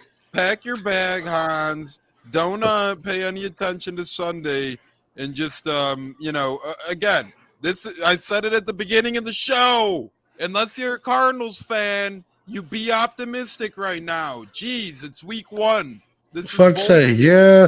We have no depth. Yeah, we're kind of in a retool and build on the fly situation. But hey, real quick, let me jump into my little segment because Bucko, give us your last word and give Hans your last word too. It's a joy to be on with y'all, Tones. As you know, I'm one of the OGs of Bucs Twitter. Well, before it was cool to be a Bucs fan. You know, I only have like 700 some followers because I piss people off, but that's cool. I don't need all that. But life being what it is, I got multiple kids playing sports. My commitment to the pod is always there in spirit, but not able to be here often, so I'm glad to chop it up with you guys. One thing y'all need to understand is this dude Tones is putting in some effort. Give him some love. The Way Too Early podcast is is appropriately named because that's way too damn early for me. I won't be here. But guys, I love chopping up with you. Listen, Bucs fans, even Hans, whatever the fuck, if you're even a Bucs fan, yes, we're paper thin in depth. Yes, the odds are stacked against us. No, we're not favored in any game. There's no reason to assume it's a lost season. We're not tanking for Caleb Williams because even if we lose as bad as you want us to lose, we're not worse than Arizona. We're not worse than the Rams. We're not worse than Vegas. We're not worse than Indy. Even at our worst, we can't even get a top 4 pick. So what the hell are you wanting to tank for? The NFC South sucks. Let's go out there and give it a go, man. Let's roll with it. Vibe with it. I am the most excited for this Tampa Bay season than I have been since Brady in 2020. I am ready for Buccaneer football. We have something to get behind. We have a GM and a front office and a structure that's trying to build consistent, competitive football. Let's get behind this stuff and stop worrying about I've seen 8 people on Twitter today say, if we don't sign Mike Evans, I'm leaving this team. Fuck you and the bus you rode in on. Sorry for cussing, but Jeremy, open it up. Shut up. Rock with the Bucs. Trust the system. Trust the process. It is going the right direction. We got great guys like JC, guys like Greg Allman. I'm no Stroud, none of them guys. But we have great guys here that provide us great content that come on these pods and give you great information. Rock with the team, man. Enjoy the ride. Enjoy the ride. And I'll be back with you as soon as I can. Appreciate you having me. Yeah, Bucko, love you as always, brother. Much love, the OG partner right there. Just always great talks with Bucko. Glad whenever Bucko could join on. Jeremy, any last word before we get to JC to wrap it all up and put a bow on this episode, brother? I love being a Bucs fan. I love my team. I'm here. Fuck the haters, fuck the doubters, and fuck ESPN and NFL Network with their whole gimmicks on how we're going to do. At the end, the real ones know who are real Bucs fan that watch the real podcast between Buccateers and any other podcast that this team is not going to be second to worst. They're going to be competitive. And at the end of the day, this team has got so much talent that I feel that we can win another division. 3 years in a row. Let's go. Go Bucs. Yeah, and I'll give my theory as my final word before we get JC's final word in. This is why I think the division lines up perfectly. Carolina, they might have a good coaching staff, but they're way too young to compete with their, rookie quarterback and their young roster. So I think they're going to be lost this season. New Orleans, Dennis Allen is the worst damn sad sack of shit head coach in the world. As long as he's the head coach of anybody, they're not going to be a competitive team in the playoffs. That is, they might be able to compete in the regular season, but Dennis Allen's a joke. Alvin Kamara's suspension is looming. Michael Thomas can't stay healthy. Jimmy Graham's way over the hill. And let's be honest, Derek Carr couldn't produce last year with way better weapons around him. Jacobs was the best running back in the league last year. Devontae Adams, one of the best wide receivers in the league last year. Hunter Renfrow, just 1 year removed from being a Pro Bowler. Oh, and by the way, Darren Waller there as well. I'm not really too impressed with Derek Carr and the whole charisma of the Saints. I got the Bucs winning this division. Hans Pennyloaf is saying he doesn't have that much confidence this year. Well, the beautiful thing is, Hans, our division is presumably the worst in the league. So even if you're not the most confident chum in the world, you might as well put a little bit of dollars in that bucket and hope for the best. JC, take us home, brother. What say you, my man? Thanks so much for joining. It's been, what do they always say? It's a marathon, not a sprint. This has surely been a marathon, brother. And I'm sorry for taking up so much of your Friday night, but bless you for being here. We appreciate it greatly. Not a problem. I owe you a lot, man. You've been there for me multiple times. So appreciate everything you do. And anytime I can give up some time for you to join your podcast, I always have a blast on here anyways. So I just been kind of working on an article in between stuff. So my apologies for popping off camera, but content's got to keep rolling, baby. Speaking of that content, I will give you guys a little preview of Ooh. my article tomorrow. Should be dropping sometime in the morning. It is my season predictions. I have the Bucs with a winning record and winning the NFC South. Stay tuned to see what wins and losses they're coming up with and what the final record's going to be. But I think there's a lot of reason to have hope in this team. I think there are spots on this team that are concerning. The right side of the line, certainly the depth. I think Baker is obviously decision making. If he can just be that guy that Dave needs to be, that point guard that, body blow, body blow, body blow, like he said, just be special this much and deliver that haymaker at the opportune times when he needs to. I think there's a really great chance this Bucs team can compete. I don't think they light the world on fire by any means, but I think they can improve on their win total from last year and certainly finish with a winning record. Again, I think you look at this team and it's another situation where Bowles was handed a short stick last year, handed a short stick this year. Again, 42% of that money is going to be going to players that aren't even going to play. Obviously, Russell Gage and Jensen happened. Jensen was kind of touch and go along, and Gage is a freak accident making a catch in joint practices. But he still hasn't had that opportunity to build the roster the way he wants to build it.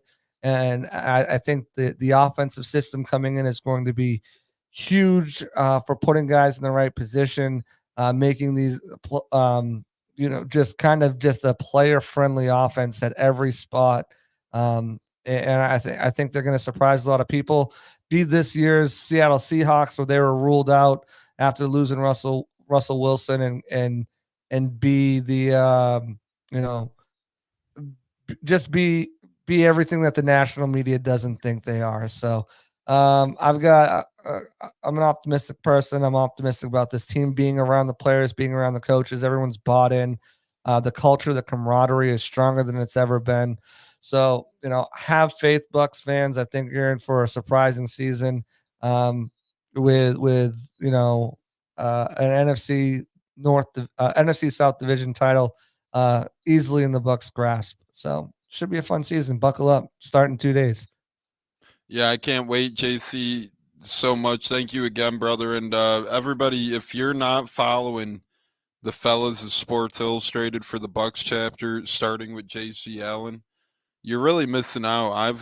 I started dipping my toes in a little before JC got there, and they had good stuff, but now it's just next level. And what JC's doing with those gentlemen over there is truly special. So JC, we look forward to talking to you early and often this season, brother. And we're going to do your best to keep sharing your stuff and keep getting your stuff, because you are, I don't say it lightly. I've had others on my show, and they've all been great guys. I talk to many of them on a pretty regular basis, but I'm not alone in the state of Illinois that says you are the best in the business for Bucs coverage, brother. So we appreciate it, and I keep growing your chapter over here. I know we're not in Tampa. I know we're not in Florida, so it might not look as effective, but man, we're probably 50 to 100 deep out here with JC Allen fans. So we appreciate it from afar, and keep making a big difference out there. And everybody's proud of you, your journey in general, and your work's just incredible. So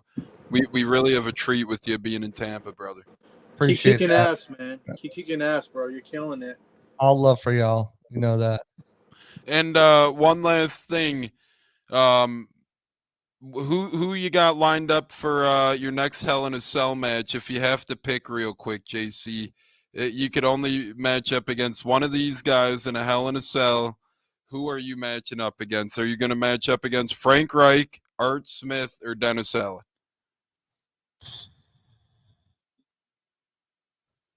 Probably Dennis Allen. Probably Dennis Allen.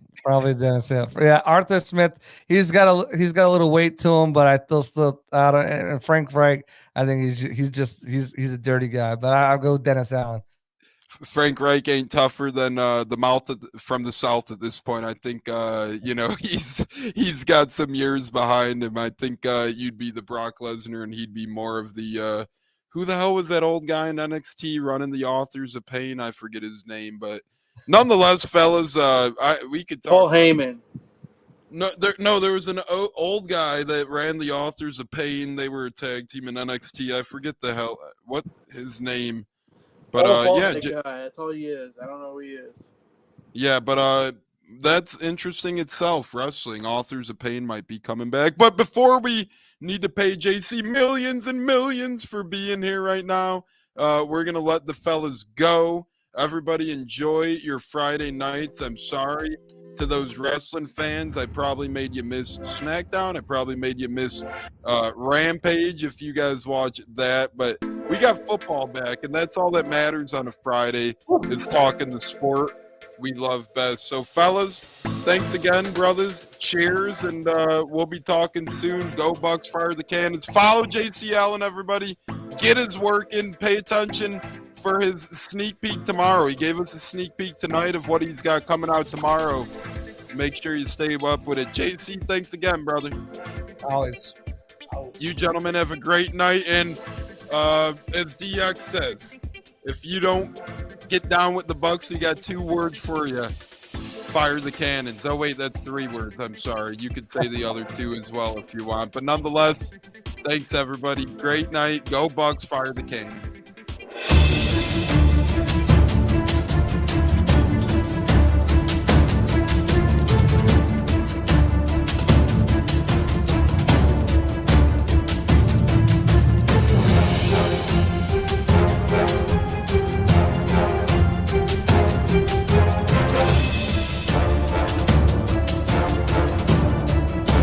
Game on Sunday, man. I know you're nervous for the Rams, but you got to be a little enthusiastic after being there. Bro, that game atmosphere was ridiculous. The energy, the electricity. That place was rocking. Anyone was there, and a lot of the Super Buck fans were there too. The Minn Bucs. Tampa Tones. We are joined by Lead Goon tonight, host of the Pat and Aaron Show of WDAE, Pat Donovan. And it sounds like Stunna is bumbling a little bit. Going to put him on mute for a second until that gets a little clear. But we're joined by Pat It looks like Donovan. Stunna's hanging out with Cheech and Chong in a car with the windows up or something over there. It does look like we got a little. No, my camera's broke.